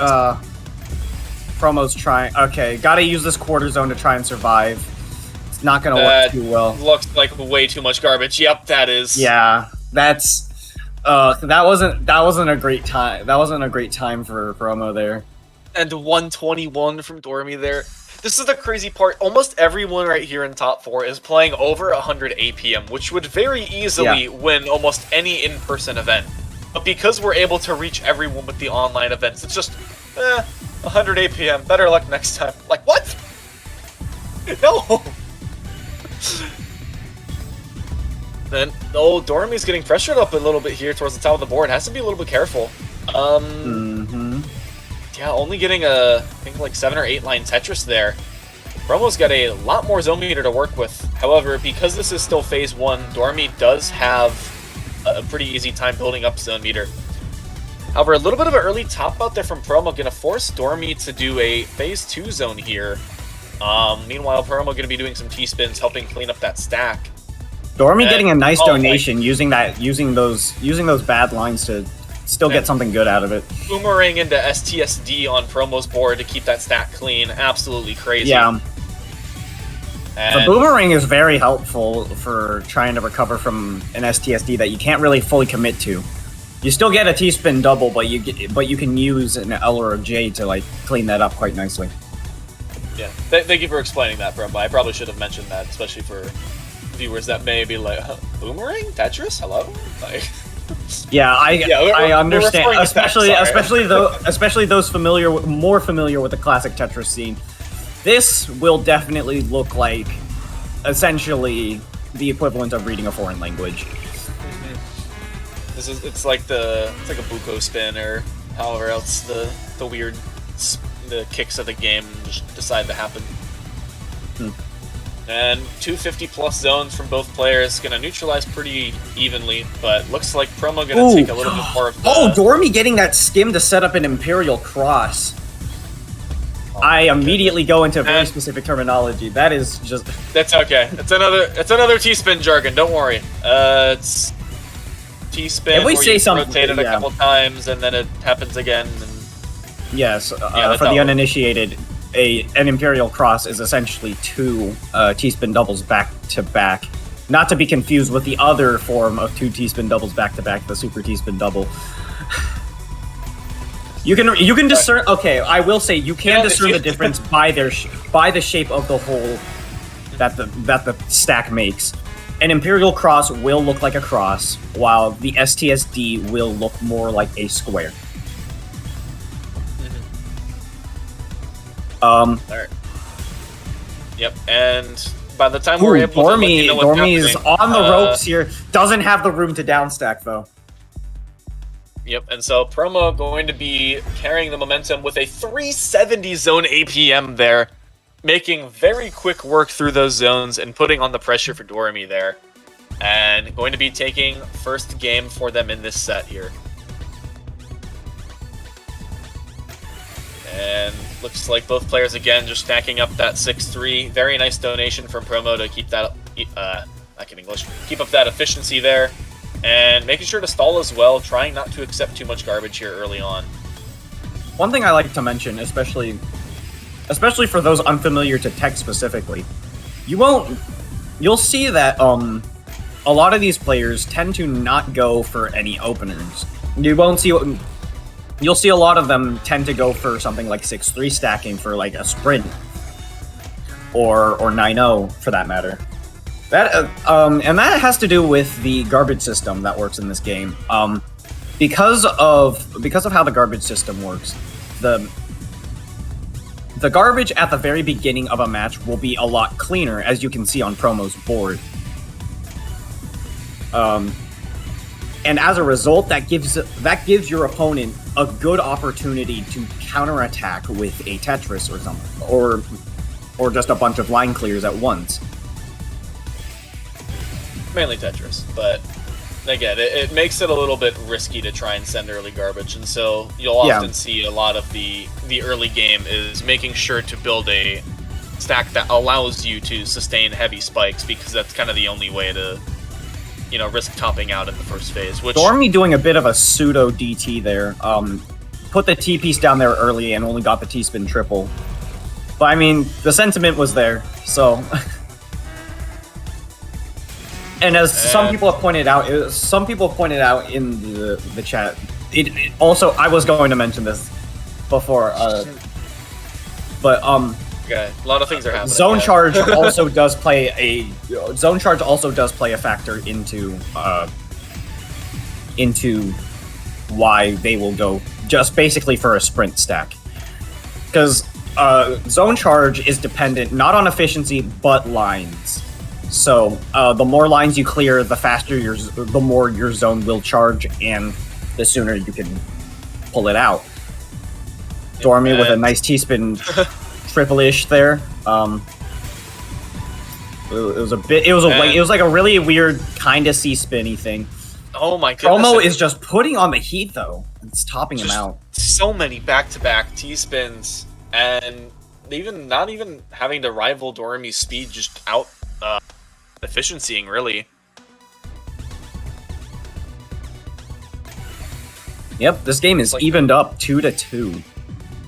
Oh, I think. Oh my goodness, this could be the all clear on the Tetris there. Oh, the Tetris all clear from Promo using the garbage. Again, very good to try and use that garbage. But again, yeah, as we were just talking about the phase one garbage. But look at that clean well. As I previously mentioned, phase 1 garbage is going to be extremely clean. Once these players hit 20,000 points, once one of these players hits 20,000 points, the garbage will get messier, but it's still going to be relatively clean to the point where you could still send a Tetris back. What is this efficiency from Dormy? What? Oh my goodness! I'm sorry, I saw a DT, and I thought I saw. Was that another T-spin 20, triple? But it's a 58. That was some wild efficiency from Dormy. What? Just again, if you came to figure out what the best zone gameplay looks like, you came to the right place tonight. It's just we've got the best of the best here tonight.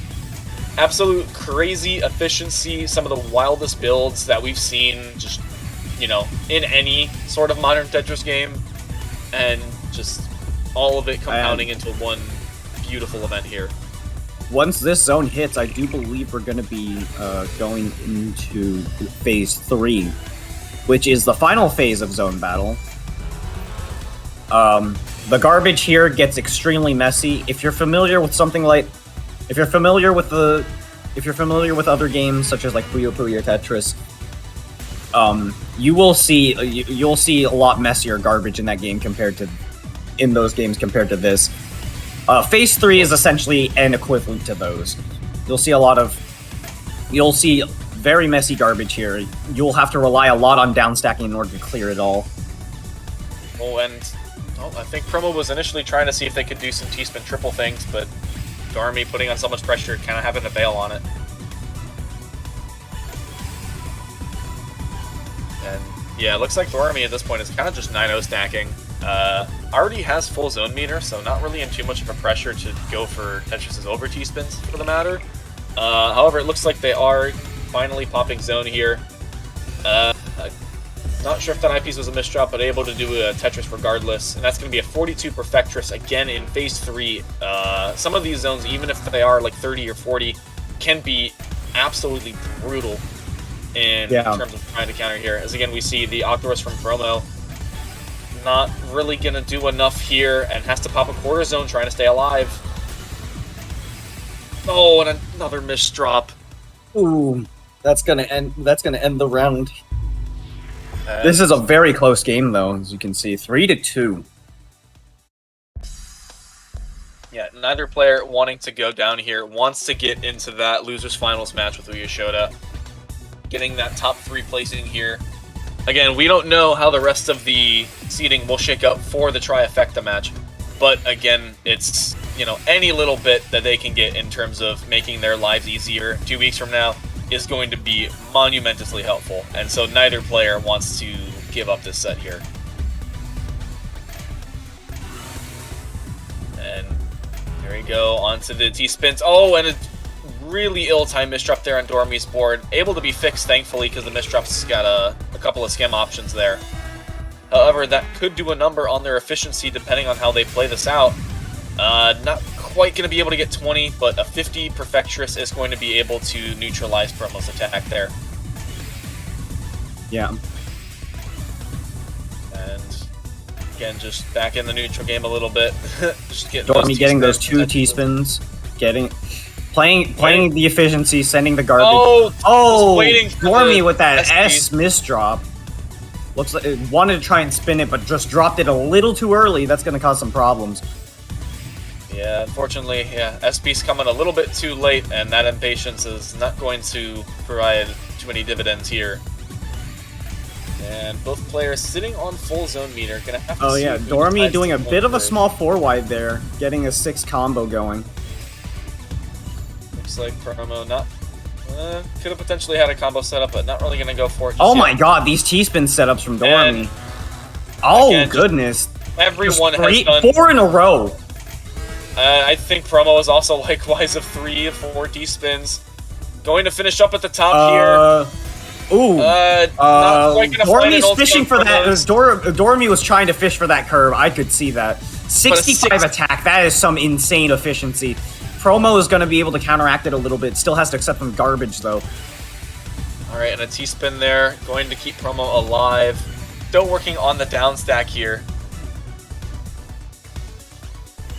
Again, trying to specifically stall out a little bit there. Get through some garbage, and then when necessary, pop that zone as we see. Making sure that they have that route to efficiency. I think this might have been Dormy a half or- misdropping on that STSD. Oh my And goodness. 17 Oh, lines see- for Promo. Definitely, Dormy seems to be cracking under a bit of pressure, I think. It's got to be really Doesn't- careful with how they stack through this. Again, it's Yeah. going to get... Gonna be able to cancel out that damage, though. Still at a bit of a disadvantage, though. Yeah, These again, misdrops they- are not helping the case, though. Yeah, was Um, in quite a bit more the driver's seat earlier on, but yeah, after that Yeah. sequence, Promo is looking to be a Promo is little taking bit control. rougher here. Again, as the match progresses past 3 minutes now, again, game can't really do much other than keep delivering the cheesy garbage, but both players are Yeah. playing as efficient as possible and using the zone to build up that clean stack, making That was sure a good to color beat clear these- from Dormy. Ugh. Unfortunately, color clears haven't really done anything in any of the Tetris games. And a But 40-line Dodecatris from Promo. Dormy Let's see has a what bit of a Dormy can 2-wide here. see what Dormy Wanted can to pull off combo here. it a little bit, but still only 33 gonna get attacks, 33 still gonna have from to it. accept some garbage. Again, has gotten pretty high up on the board here. And looks like Promo now kind of taking suit, having a bit of that, 2-wide, 1-wide in the center well. That as Dormy J is and forced- Z misdrops from Dormy. It's Yeah, not making this journey any easier. At the very least, able to get a pretty good stack and color clearing as they're on it, and is actually all the way down to the bottom of their stack. Is Promo now having to pop what I believe is their full zone just to manage a counterattack here. a item able to from still- Dormy. That's gonna start with a T-spin double. Let's see how the zone goes. Doing a lot of upstacking, focusing on Tetrises, and then getting those T-spins a little bit later on. Pulling 34 goodness. attack. Promo has to do something. Oh, that eye piece just dropped! Oh, that I and Z piece just those put the nail in the coffin right there. And again, just sustaining 100 APM for 4.5 minutes on both ends. Promo shifting Yeah. the momentum their way, and then Dormy snatching it right back. That was a very close match, but now we are at match point for Dormy. Promo's gonna have to win some matches in order to take this. It might be hard. It might be an ordeal. Who knows? But this has been a very close match. Both Oh, of these and a players T definitely miss know drop. it. It's- Meanwhile, Dormy obviously setting up it- that T-spin triple, gonna be sending even more garbage to punish. Yeah, able to still get the T-spins as much as they need. Ooh, Dormy Promo missed upstacking dropping a as little well. bit. And T-spin and 2 T-spin singles into another, well, not quite a Tetris there. Looks like Promo going to find the 20 for a 61 Ultimatris. Not quite going to have the all clear, one piece away from it. However, Only that's a getting lot of garbage 52 really ulti. quickly. That's a lot of garbage, yeah. But that's still very clean. If Dormy can just keep that speed going, it's just a quick counteract. And Promo still maintaining that T-spin factory over on the left side of their screen.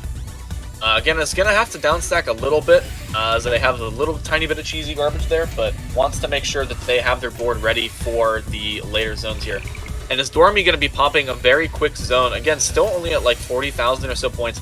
Promo now opens up the well, is trying to build as much as they can before Dormy goes into zone. They managed to zone before the before Dormy's zone is up. Dormy with that S spin into an ulti. Really clever stuff there. Alright, and it looks like Promo going to settle for 53 Perfectress, but that is going to send some garbage over to Dormy's side. Dormy going to eat some and then send some back over to Promo, forcing Promo to be a little bit careful with this garbage. Yeah, He's going to be able to downstack through this. Promo's own stack was kind of looking like the garbage lines. That was a bit of a scary place.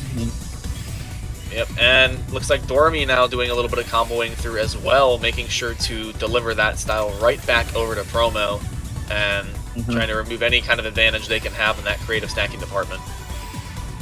Yeah. Good. Promo is doing a very good job of keeping himself afloat. Doing some up stacking here. Definitely gonna. I think Promo's gonna pop a zone real soon here, especially with a 59 attack ulti coming his way. He's gonna have to do something now or never. Is waiting for that T piece, able to get it, but again, it's gonna set up a weird little overhang. Ooh, pickup 33 on the left attack. side. That is. And there's no T piece in sight. There's nothing to do. There's nothing for him to do. It's there in the hold queue, but it's putting the emotes. Promo has done the surrender here. Conceding the match here. Gonna accept the defeat. Oh, waiting for the all clear, Let me and get then the all clear and end it there. there we go. And that's gonna end it here. 5-2 goes to Dormy. Dormy's gonna have that rematch with Uyashoda real soon. Alrighty.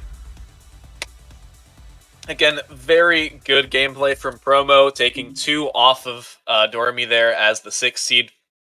Again, Promo, congratulations. You have placed 4th, and we will be seeing you here again in 2 weeks for the Trifecta main bracket. Congratulations. And Dormy, congrats. You're still playing tonight.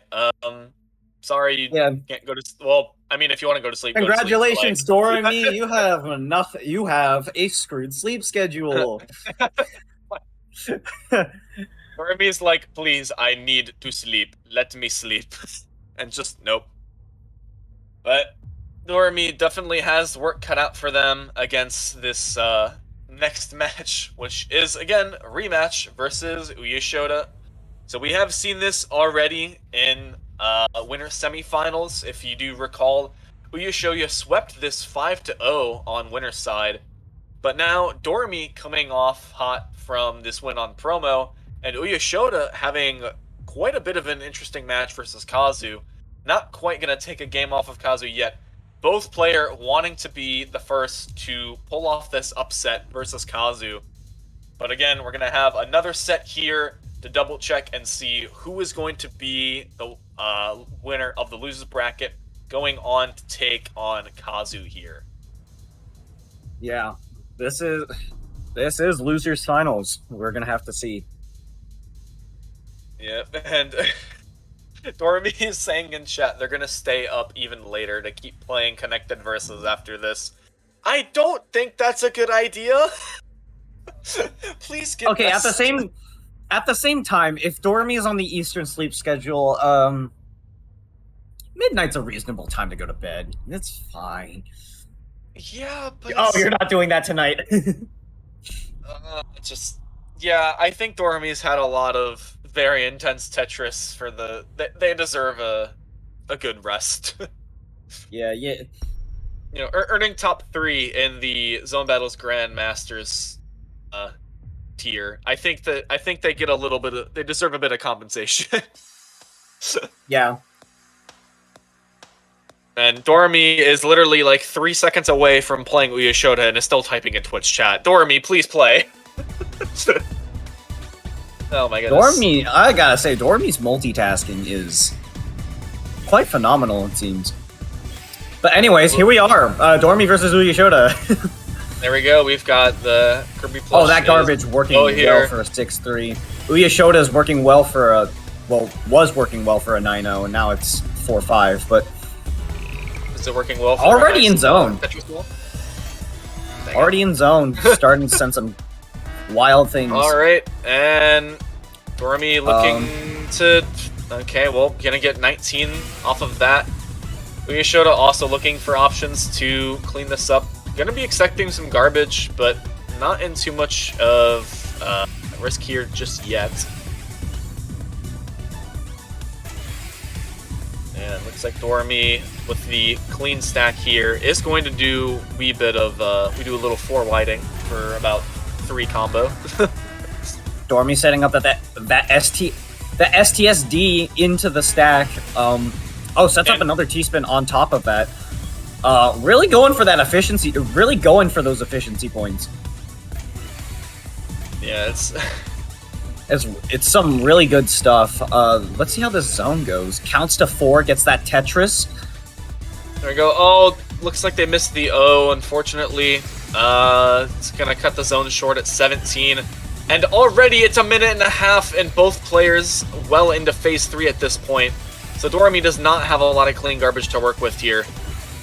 And Uyashoda's gonna send Dormy another super T-spin double. Oh my goodness. And the combo down stack on Uyashoda's side. Dormy does running out of room to try and down stack. Dormy is running out of room, running out of... There's still garbage incoming that Dormy has to counteract. It's not gonna look too good. With the 16 zone. This could be an ulti, but not enough time for Uyashoda to build it. I don't think it matters though. Dormy, I believe, only has a quarter zone here. And yeah, that's still a lot. Can Dormy get another... Yes, Dormy gets another zone to charge. Gets a T-spin, gets a lot of good amount of lines. Oh, but yeah, Uyashoda is relentless with that pressure. Not gonna let him have it. And look at that stack on Uyashoda's board too. You can see it on the right side there. It's just like 15 lines of clean well in the center, plus T-spins on top. Mm-hmm. I don't know what else to say. Just, yeah, good clean stack. But, yeah, Uyashoda just completely dominating the pressure of that game. And as we're into second game here, it looks like Dormy taking a little bit more of an offensive approach here, pushing Uyashoda up. Gonna see how it pays out for them as both of them cashing out on a lot of T-spins and Tetrises in quick succession here. And Dormy, a little hungry for the T-spins, gonna have to zone first, but not really finding a lot of T-pieces in the sequence. Gonna have to bail on one of the T-spins.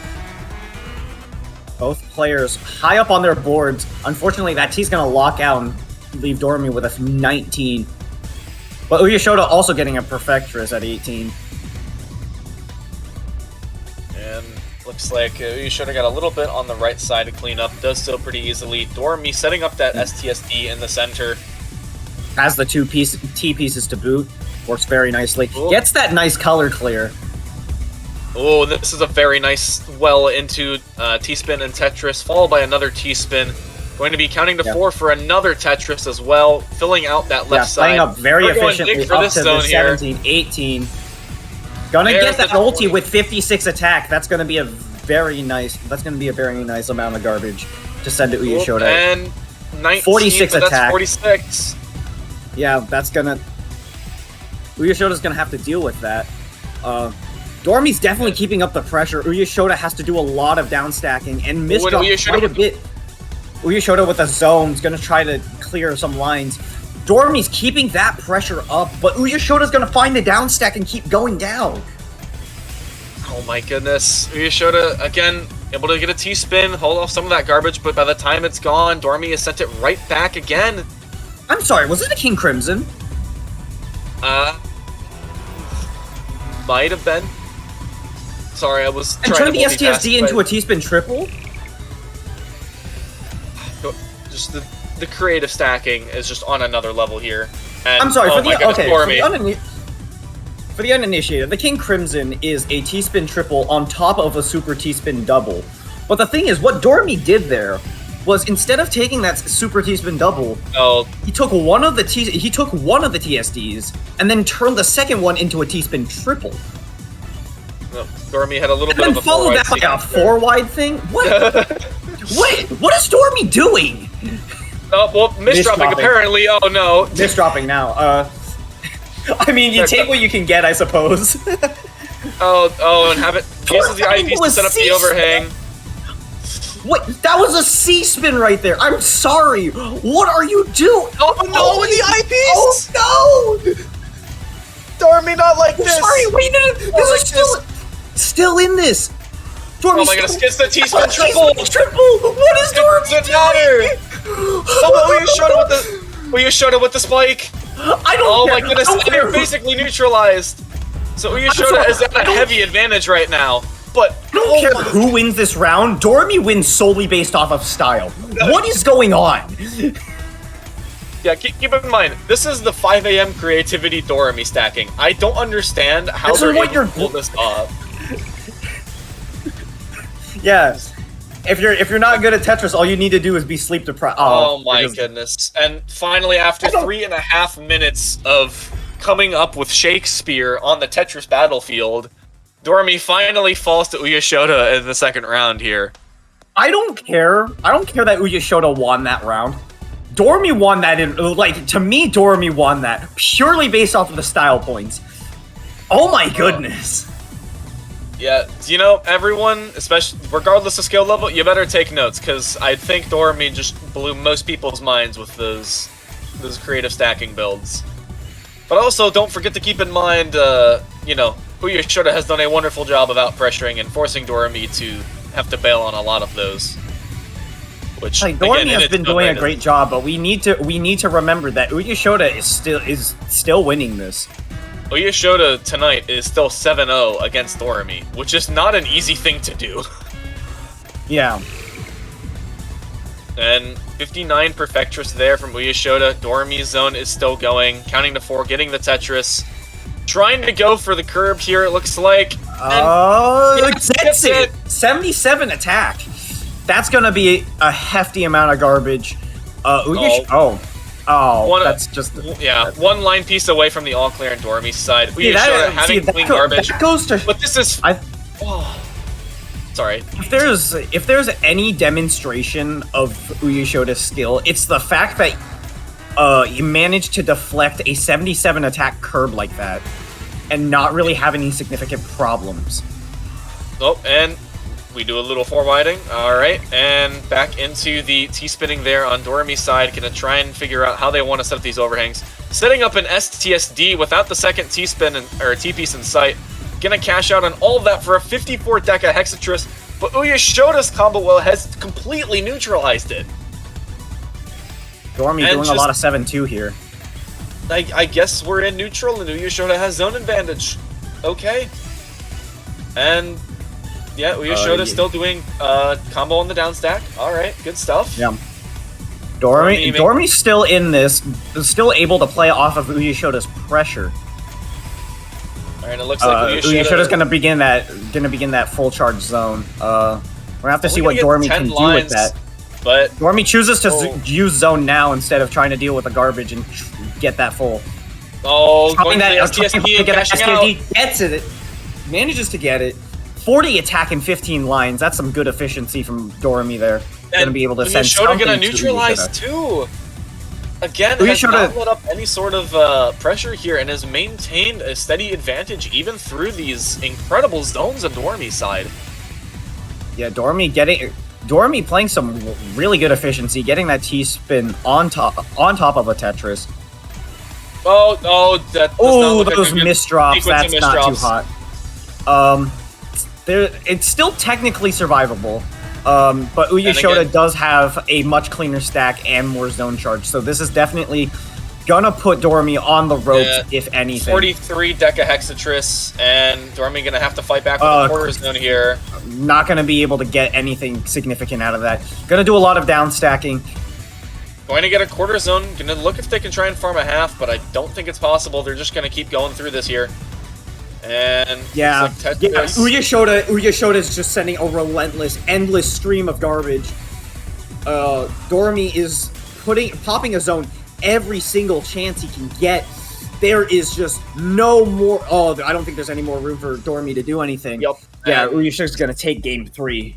after another 3.5 minute match there, Uyashoda pulling out the win, and just again, I don't know how it's just, dude. What how do I even comment on this? Like, it's just it's beautiful, fantastic, creme de la creme, you know, zone battle mechanics. Yeah, And this is. I mean, we've got the creamiest of zone battles here. I have never been so speechless in commentary before. I don't. I'm getting thrust into new territory. I don't know how to. First time. I will say. Oh when no! But Uyashoda's misdrop. when I did. Ooh, those are some hefty misdrops. Oh, and a curve from Dormy as well. That's 66. Another curve from Dormy. Yeah, really putting those, really coming back with those zone plays. Maybe just to take a game from Uyashoda. Dormy saying, "Don't forget my capabilities here. Stop having small talk. We are all here for my gameplay and Uyashoda's and nothing else." But sorry, no, do go back on your whatever you wanted to say. But yeah, I will say, when I did commentary for Square One, that was like I had seen a lot of high level zone gameplay because I had been doing a lot of practice with commentary. Like I am very much familiar with high level Tetris play like this and Tetris Effect Connected. But when it came to Square One, seeing that all unfold live right before you is definitely something else entirely. Then 2 T-spin triples and I believe it might have been a Tetris on Uyashoda's board. Uyashoda's still building Dormy with up that these DT in the zone. Like both of these players really playing efficiently. Oh, doesn't quite have the curve there. That is unfortunate. Does have the down stack though, and able to get a T-spin double on the bottom as well.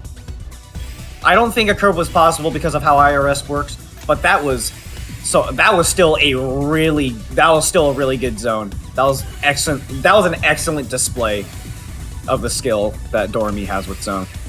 Oh, and very good foresight to put up that overhang right as soon as the L came in. Very good stuff. And looks like Dormy going to be popping zone here. Doing so before the phase 3 hits, and Uyashoda likewise. Yeah, going to be getting 19, getting that there's ulti, 20. 49 attack. Let's see what Uyashoda can do, finishing this zone off. 18 lines. Nah, 55. That's still pretty close. Still pretty close in terms of zone lines. Or attack, rather. Definitely stuff that Dormy can manage again, but has to be very careful. And tops out Uyashoda again. And I guess a little bit of the surprise spike. Again, you can see Uyashoda with a bit more of in the stats department, but that timing and unfortunate risky gameplay there for Uyashoda. Oh, never mind, that was a misdrop. I missed the misdrop. Okay.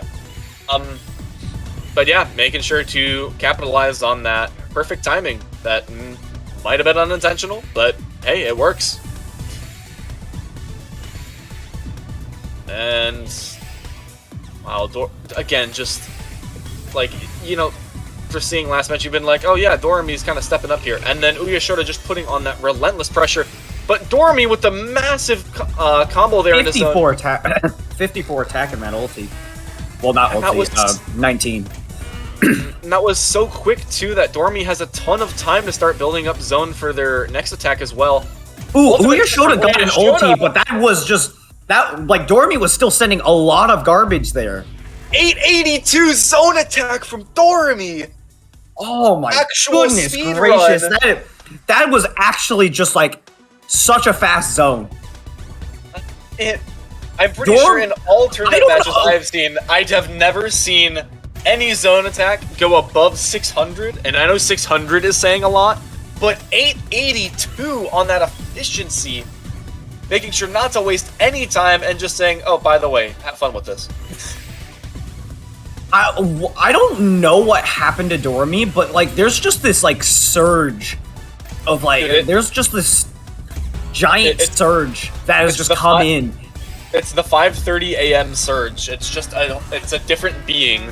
It's like it's just like a complete adrenaline rush. Dormy managed to take back this game entirely when Uya Shota had what 3 points ahead of him.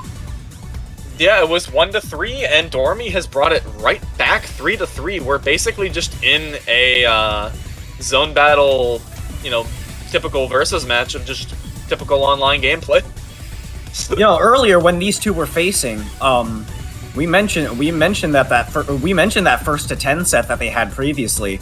Looks like all the energy that came from that is like showing up again here.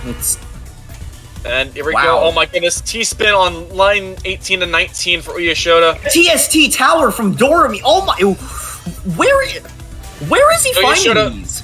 Uya Shota managed just to get 68 Ultimatris with a 62 answer from Dormy. And we are just into phase 3. That is some huge. That is some wild call and response right there. Like, what is going on? What happened? And what is this? Are we watching the same people? I guess are they people? Is it just like this is not human? Another T-spin triple from Dormy. Like, I don't. What happened? What is Dormy doing? What is going on in that mind of his? They're just going. Eat, sleep, Tetris. And sleep is optional. A C-spin from Dormy. Dormy's just finding all these setups. How? And 17 lines. Still gonna send 45 from the TECWC. Uya Shota, I believe, has a half zone to fight off, so it's at least got a little bit of time to think through this. But again, 19 on Octor. All that garbage is canceled out for Uya Shota. Yep, Uya Shota, Dormy just... Again, looks like to transition a little bit over to brief 9-0 before finishing up with the T-spin single to get right back to a clean stack. And just, again, both players have just pushed out a tremendous amount of garbage already in this first, almost 3 minutes of the game. And they're still going strong.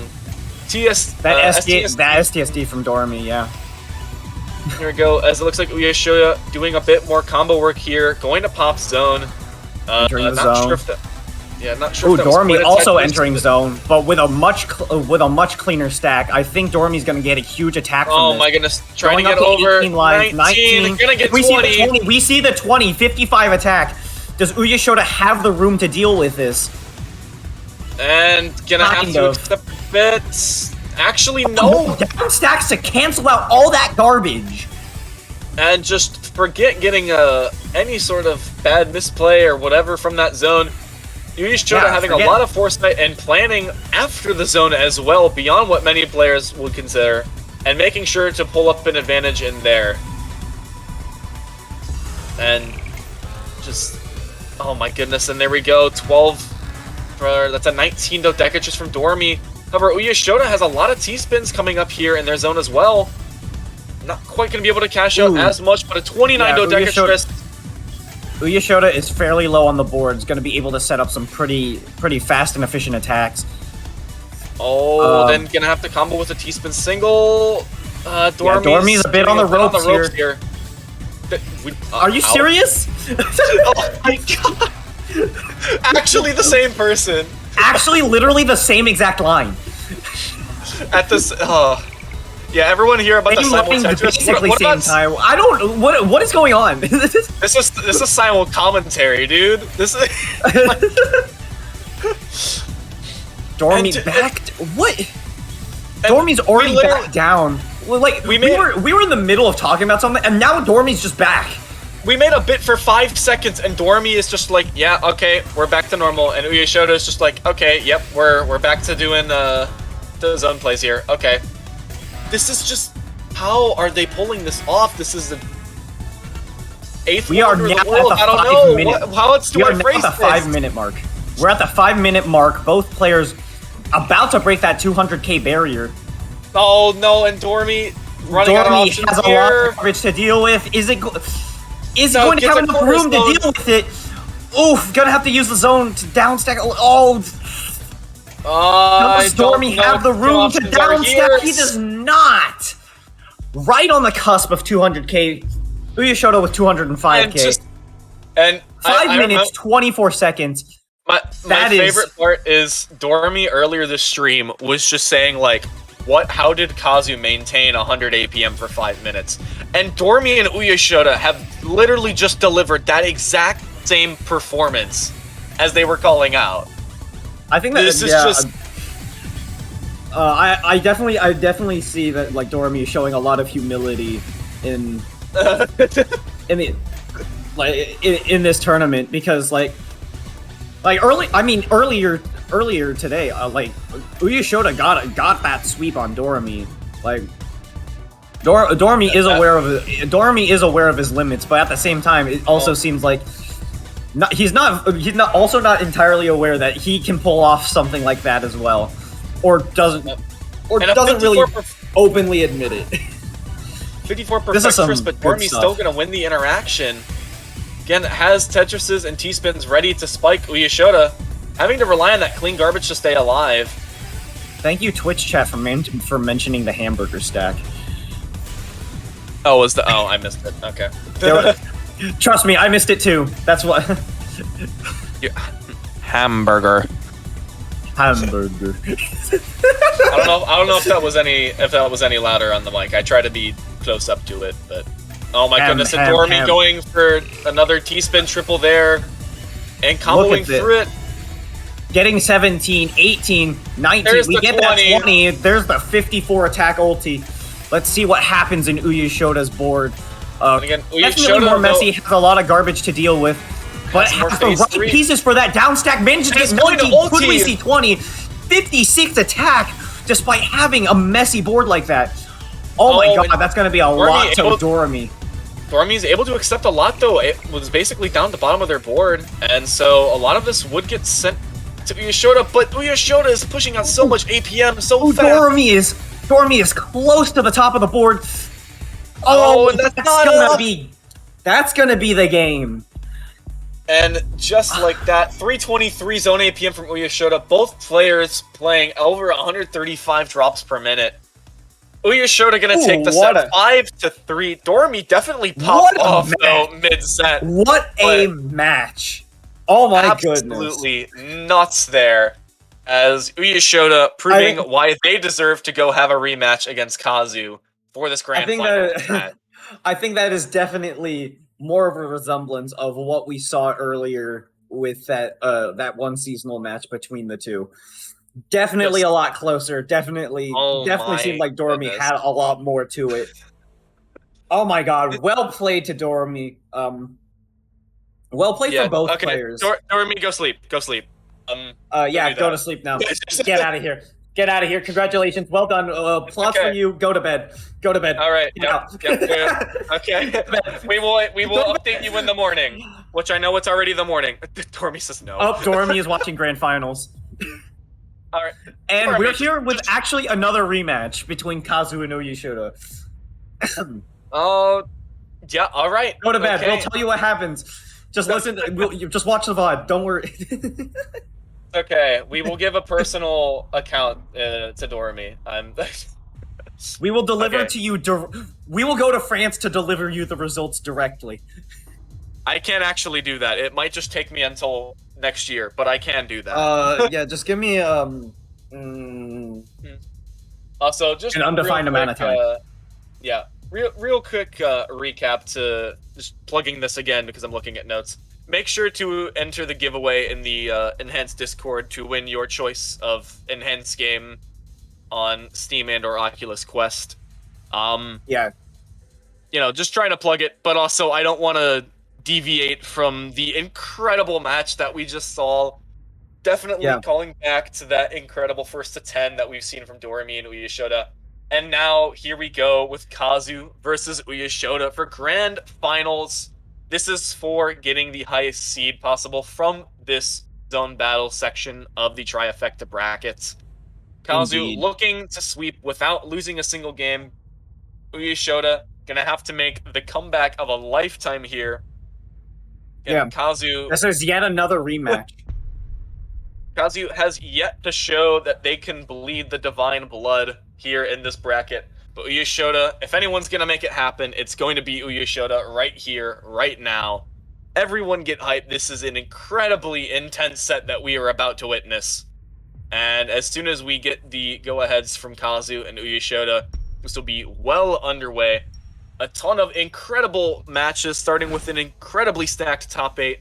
And here we are, it all culminates in grand finals. This is it. Here we go. Here we go. All right, okay, loading time. All right, sick. And, all right, off Both to players the races. starting off with a fairly similar stack. Uyashota unfortunately getting a misdrop there. And already has been pushed up about halfway through the board from one phase 1 misdrop. Able to get through with some very clever stacking. Actually making sure to neutralize here and not accept and retaliate, looks like, early on.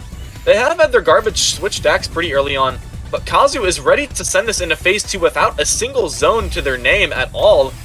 It looks like Uyashota's Uyashota gonna going stop to... that quickly though.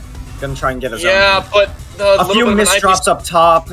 A lot of dependencies on getting those Tetrises. Oh my goodness, and they're still gonna get 19 Maybe just out of still it. pull a 19, 45 And attack. But Kazu's gonna get a 65 ulti. attack ulti. Oh, that's gonna my be way goodness. too much. And already 50k points on Kazu. 154 Look at that APM efficiency. and 416 zone APM.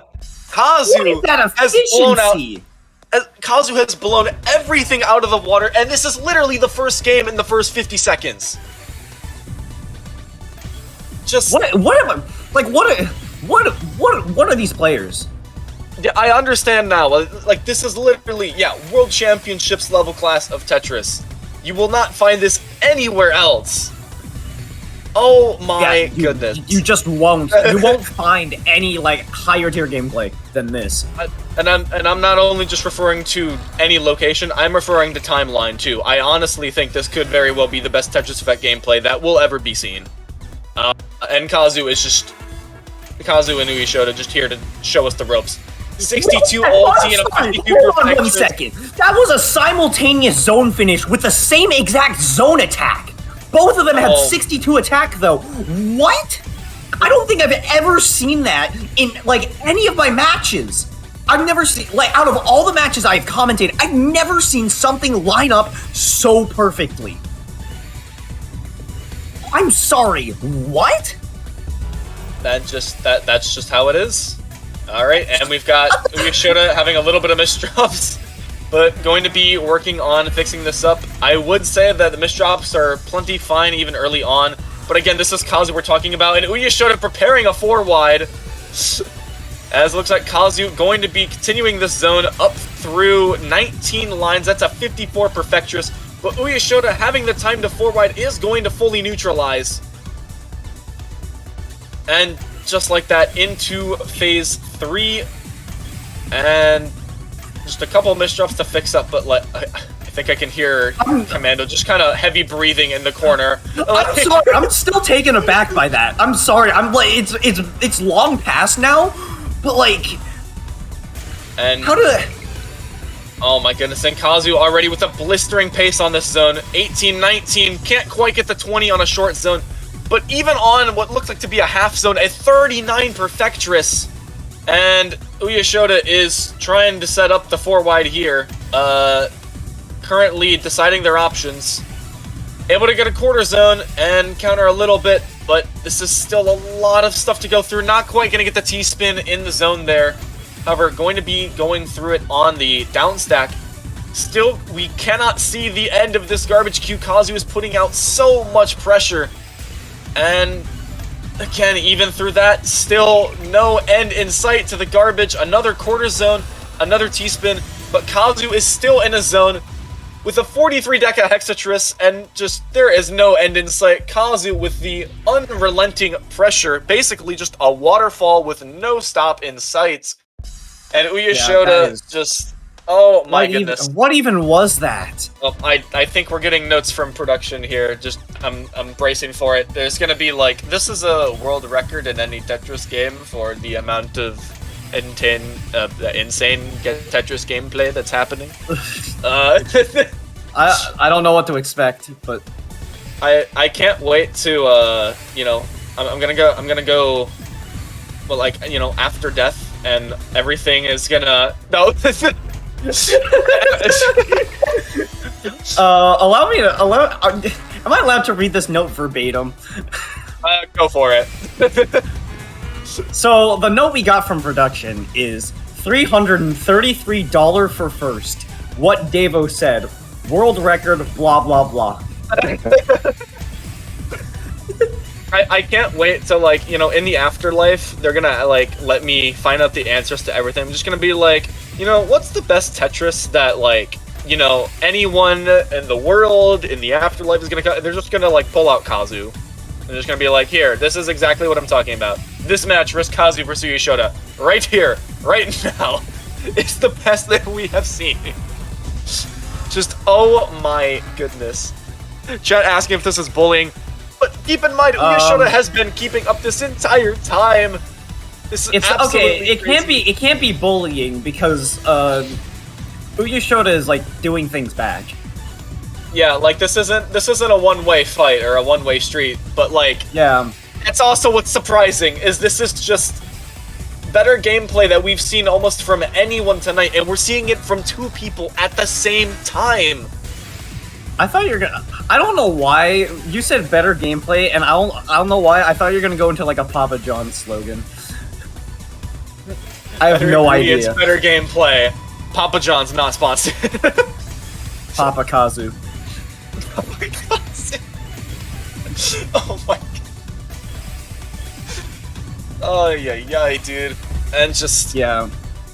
Yep, 2 minutes. Oh, well, a little bit of a misdrop on Kazu's side. Still gonna be downstacking through it like it's nothing, but actually stunting at 9 lines there. This could be Uyoshoda's chance to break out and really put some pressure on. And Kazu just like that, is setting up that 4 wide. Let's see how. There we go. And there's the Ren Gaming. Still comboing through it. It's beyond past the 4 wide. That's gonna be quite a bit there. Yeah, everyone's always saying, oh, the 4 wide's so cheap. Well, Kazu also carried over half that combo beyond just the 4 wide setup. That was also just down stacking. Just, oh my goodness. And no one misdrop on Uyoshoda's side. Again, with this stakes, I'm afraid that one misdrop is going to be the end. Oh, not accepting garbage right now, but Kazu has a full zone meter and a full board to work with. What's it going to be here? Look at that down stack. Look at it go. Oh, and using the eyepiece to lock out even earlier, so that way Uyoshoda has to counter this damage right now. Again, excellent play on Kazu there, but oh my goodness, and Uyoshoda gonna try and neutralize too, and we're back to an even footing after 3.5 minutes. You know, the thing is about these high-level Tetris matches is that you tend to see a lot of huge spikes in garbage. That almost makes it seem like the match is about to end. But no, sometimes the tables just turn completely and it gets yanked back. It's like the most violent tug of war you've seen. Oh my goodness. And the down stack from Uyoshoda. Uyoshoda now has the... Actually, does Uyoshoda have advantage? I can't even tell anymore. Both players on a max zone meter. Getting a C-spin right about here. Uyoshoda getting that C-spin double. Alright, never mind. It wasn't a misdrop. Maybe it was, but it doesn't look like it anymore. Kazu's getting C-spin after C-spin here. It is just... What? All Kazu sees is a C-spin. Oh my goodness. No! Those misdrops are gonna kill! Oh, both players almost 140 drops per minute with... Oh no. It was so good though. Oh my goodness, and we're already 3-0 into Grand Finals. I wish this was a first to 10 set, but also it would never end. It would not end. Like, I can't be here all night, dude. Still got a life outside of this. Yeah, oh my goodness, and just already, how much garbage is Kazu pushing out right now? This is absolutely nuts. I may have a life outside of this, but oh my goodness, these guys sure know. These guys sure like to try and keep as much time as possible, keeping this back and forth going. Into 2 T-spins on Uyashoda's side. Kazu getting an extra T-spin on the top of the board. 19 there from Kazu, but 59 Perfectress. 59. And again, perfectly equalizing it out. This is absolutely crazy. How are they pulling this off so consistently? This is the equivalent of like 2 archers shooting an arrow at each other and both of them just like blocking each other. Like I don't know. Both archers are just splitting the arrow with each other. This is just like This is figure skating if it was figure skating to the death. This is the biggest display of skill I've seen. Just in any match. Obviously, Kazu has won more matches, but this is very like a perfectly balanced as all things should be moment. Like this feels. Ooh, Uyashoda setting up that center 4-wide. Here we go. This might be necessary. Alright, getting that ulti, 60 attack flat. And this could be a very good. Uyashoda, let's see what combo they can get to, and let's see if this that gets canceled out completely. 18 combo. That is one hefty 4-wide right there. Managed to block out that entire ulti. Seemed like a very safe play. Kazu still coming through. Tetris and T-Spin still comboing up to like a 7 combo. And Uyashoda still matching pace. Again, as Uyashoda now has the full zone meter, is going to be zoning here first. Going to get T-Spin after Tetris. Still going through this. That's going to be a 45 Dodecatris. Kazu now is still Uyashoda towards the bottom of the board here. Let's see how much. Dude, oh my goodness! Not going to be able to send anything to Uyashoda. Uyashoda's going to get this 4-wide off. How much damage is that going to do? And Kazu's going to have to get a zone. I think Kazu's going to have to get a zone off here. Kazu has mitigate that damage. 14 combo to Kazu. But oh my god, neutralizes that entire 4-wide. Kazu manages to send something to Uyashoda after all of that? And just, oh my goodness, the back and forth of these players is unprecedented tonight. This is such a volatile game. Like, they are... Alright. That tug-of-war is just so violent. They're just yanking on that rope, going back and forth constantly. And again, another is budging. They can't get that. They can't get that match to end. It's just not gonna stop. Neither opponent is gonna give up that easily. Their endurance is so admirable here. It is. Oh, it's more than admirable. This is otherworldly. This is beyond comprehension. This is... Actually, I shouldn't try to say what this is. I can just say, like... I need to start defining what it is by saying what it isn't. I can't... This is supposed to be Tetris. Like, this feels like a brand new level of that stuff. This is not this is transcendent Tetris. This is... This is not the next Tetris because that is a completely different game. Are we playing Tetris? This is... And Kazu on the combo, neutralizing this entire spike thing from Uyashoda. And Uyashoda, no, with the misdrop on the left side! Uyashoda with the misdrop. Try to count to 4 to get something up there, but no, it's not gonna happen. And just like that, again, Uyashoda outperforming Kazu. I'm sorry. Uyashoda was faster in that. Faster and more efficient. And just, again, the misdrops unfortunately adding up. It's so painful to see, and even more so in some of these sets too. Just here we go. Incredible this is. We are at match point for Kazu. Will Kazu get this completely undefeated, or will Uyashoda come back and reset this bracket? Oh my goodness, and having to do a really early zone, I think it's a full zone, but this is still like so high up. Not enough room to do anything significant. This is Uyashoda's gonna have to do everything outside of zone. Like, Uyashoda can still build up a lot of zone meter, but has to do it right now. I'm gonna say right now, the up-stacking that Uyashoda's doing right now is so scary. That is so much up-stacking when Kazu has so much attack coming in. Oh my goodness, and no, another misdrop there for another Uyashoda. misdrop. Oof. That's still so much garbage incoming. Can Uyashoda find the down stack to come back from this? It's not phase 3. It's not phase 3. Uyashoda still got garbage is still wiggle clean. room. The garbage is still clean. There's still a chance. We're now in phase 3. The garbage is messy. Uyashoda has a lot to do to come back from this. But Kazu with the massive advantage right now. Almost half a zone charge to be exact. Look at that point difference. Over 30k ahead. Let's see what Uyashoda can do with the zone. Let's see what Uyashoda can do with this zone. Let's see if they can make the comeback here. I have to say right now, despite all of this, Uyashoda has been demonstrating some excellent survival. Kazu's going for a kill shot here, but taking their time actually. But that's still a 50 Hexatris. 50 attack Deca Hexatris. That is a lot of damage. All that T-spin's going to be crucial, and that actually gives them a quarter zone to work with as well. And Uyashoda, although having a lot of garbage... counting to 4 to keep themselves alive here, play some efficient attacks. Oh my goodness. On the edge of our seats right here. Actually leaning forward to watch this. Like, I'm still, I am like glued to my screen right now, as is probably everyone else in chat. If you were leaning forward, press 1 in chat. This is something to behold. Absolutely something to behold.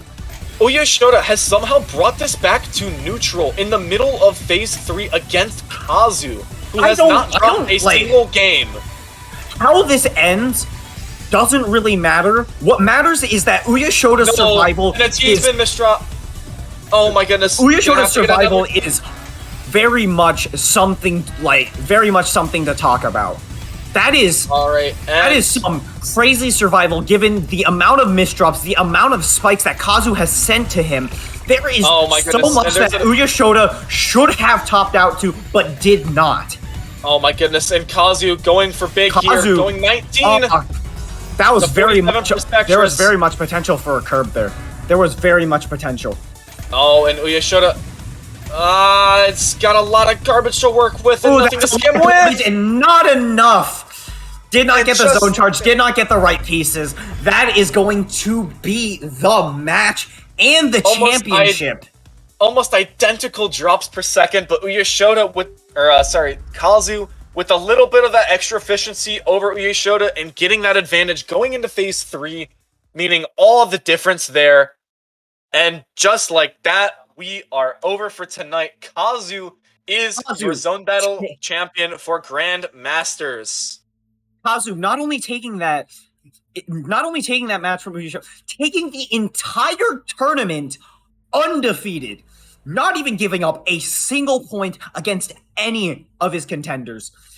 What a display there. Oh my goodness. With the blistering pace, again, people say, Kazu best offensive player. I think Kazu best offensive player, best defensive player, best zone management. Kazu has literally arguably, clearly here, as Kazu has demonstrated with this tournament, probably the best Tetris Effect connected zone battle player. I don't really have any reservations in making that judgment. I think Kazu might be the best there is. Just on a completely different level, entirely. Oh my goodness. I really don't have any other words to say, but congrats, Kazu. You have won the extra, I think this is, Jen said it was like $333. And then to, what was it? Uyashoda as well, getting second place for this. Again, they will be top 2 seeds for the zone battle side of things going into Trifecta. If you want to keep seeing stuff like this, make sure to mark your calendars 2 weeks from now. I believe it's October. Should already be coming in. October 8th for Trifecta. Going to be an absolute clash of titans here. Not even just from Zone Battle. We're going to have some of the titans from Score Attack and Classic Score Attack, which will be determined next week as well, for this insane Tetris tournament that's coming up. And again, if this was anything in combination with, yesterday, in order to give us an idea of what this tournament is going to be like, we are in for a massive, massive treat come October 8th. Yeah. Oh my goodness. What what a tournament! Some great displays here. Good job to every single person in this bracket. Like, good job to everyone in top 8. Congratulations. I'm gonna Like- learn how to. I'm gonna put in Google Translate so I can start complimenting Kazu, and so they can. Actually, wait. Does Kazu know English? I just need to. I just really need to tell Kazu. I think some basics just to understand. Because I need to fully explain to Kazu and make sure Kazu understands how absolutely insane that entire run was tonight. Because I don't think I've seen any sort, like, regardless of Tetris game, I don't think I've seen anything else compete to that, bar none. Yeah, no, like that was absolutely a wonderful display of skill. I'm basically left as like basically speechless. All I can say is just like the bare minimum. It is. Oh my god. All right, yeah. And somehow we have to go to bed after this, or maybe not. I don't know. Have to be up early tomorrow. This is a bad idea. I'm probably gonna be up all night thinking about this. Yeah, I'm just gonna rewatch the entire VOD of like however, like, what was this, 4 hours? Like, yeah, I'm just gonna rewatch the 4-hour VOD and then do it again, and then I'll go to whatever I have to go to tomorrow morning. Yeah. Oh, there is we are not sleeping tonight. Yeah, you're right. This is just absolutely crazy. I got some Splatoon to play. Oh my. No, not sponsored, not the whatever, but yeah. Again, I mean, we're allowed to talk about games, right? Like, yeah, we're all gamers here. Yeah. We're all here for games. Mainly we're all Tetris, gamers. Yeah, again, this the Tetris community spans all aspects of life. We are friends to, you know... Wait, why did I bang my desk? Why did it... I don't know. I just got a lot of energy from this last match. Yeah, no, like, these matches give you such a rush for adrenaline, and, like, honestly, it kind of gives you the energy to keep commentating, but, we've got no matches to commentate for the rest of the night. But, yeah, I mean, like we said before... Like we said before, there's plenty of more matches to be had later on. Like, next week we've got Score Attack and Classic Score Attack. After that we've got Trifecta. Like there is still more Tetris to be had. There is still a lot more to watch. Like, again, this like right now is a good time to be into Tetris Effect. Like, we've got some good stuff lined up. So stay tuned. Yeah, again, thank you all so much for everyone who was playing in this tournament. Again, for those of you watching, if you want to keep up with this Tetris gameplay, even outside of the tournaments, make sure to give some of these guys a follow. A lot of them have Twitter, Twitch, and other things for when they stream their gameplay, and it is absolutely nuts to watch these people play. So again, be sure to keep up with all things Tetris and Tetris Effect Connected related, with both the game and the players as well. Again, just another plug for Enhanced Discord, the best place to kind of get all of that information in one place, which does make it easier usually. Not just that, there's also a giveaway going on right now. No, true. And so I guess we can shut that out as well. And yeah, Commando, any other final thank yous you want to kind of get through as well? I can see Crystal subscribing with Prime. Thank you so much for that as well. Sorry, keep going, Commando. Thank you very much to the broadcasting team. Thank you to everyone who's been working behind the scenes. Thank you to Wabi. Thank you to Light Rod. Thank you to Kronos. Thank you to Shen, especially. Like, I mean, without them, you guys wouldn't be able to watch these wonderful matches that we've been having. We also got to shout out those over on the Japanese broadcast over at twitch.tv/enhance-experience. Oh my goodness! If you are more fluent in Japanese, they are doing their own broadcast there with their own commentary in Japanese. So, yeah, it is just absolutely nuts the amount of people that go into making this wonderful display of talent happen. But it is beautiful to witness here, and so thank you again from the bottom of our hearts to everyone that has put any kind of work into this event whatsoever. That your work does not go unnoticed. Yep. And I mean, thank you guys. Thank you guys for being here. Thanks for tuning in. Like we've Yeah, we had an incredible crowd tonight too as well. Thank you all so much for sticking around. This was absolutely crazy. Yeah, hopefully, like you guys thoroughly enjoyed this tournament as much as we've been enjoying bringing the commentary to you guys. I don't know about you, but I don't think it's gonna be that hard to disagree with me. Well, to agree with me. Words. I think we can all agree here that these matches tonight were some really, really good matchups. Intense, heart-pounding, really good matchups here. The crazy thing is a lot of these were sweeps too, but the thing is these sweeps took 40 minutes to go through because of how don't let these numbers say it all, because behind those 5-0 sweeps are some really good matchups, really good games. You just saw a 5-0 sweep between Kazu and Uyeshoda. You saw how intense that was. Just because it was a sweep doesn't mean it was a quick and easy match.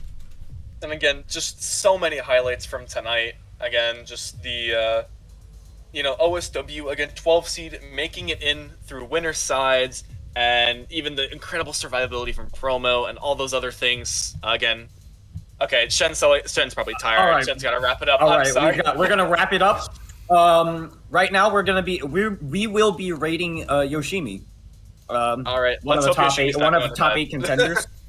So I don't think so. I think Yoshimi will be up for a while, but we'll be heading over to her stream. Yep. Be sure to give her some love, and I'll keep all these good Tetris vibes going. Again, we will be back next week with more incredible Tetris Effect connected gameplay, and I can't wait to see how this all goes down in the next 2 weeks. I am so excited for all of this. Yeah.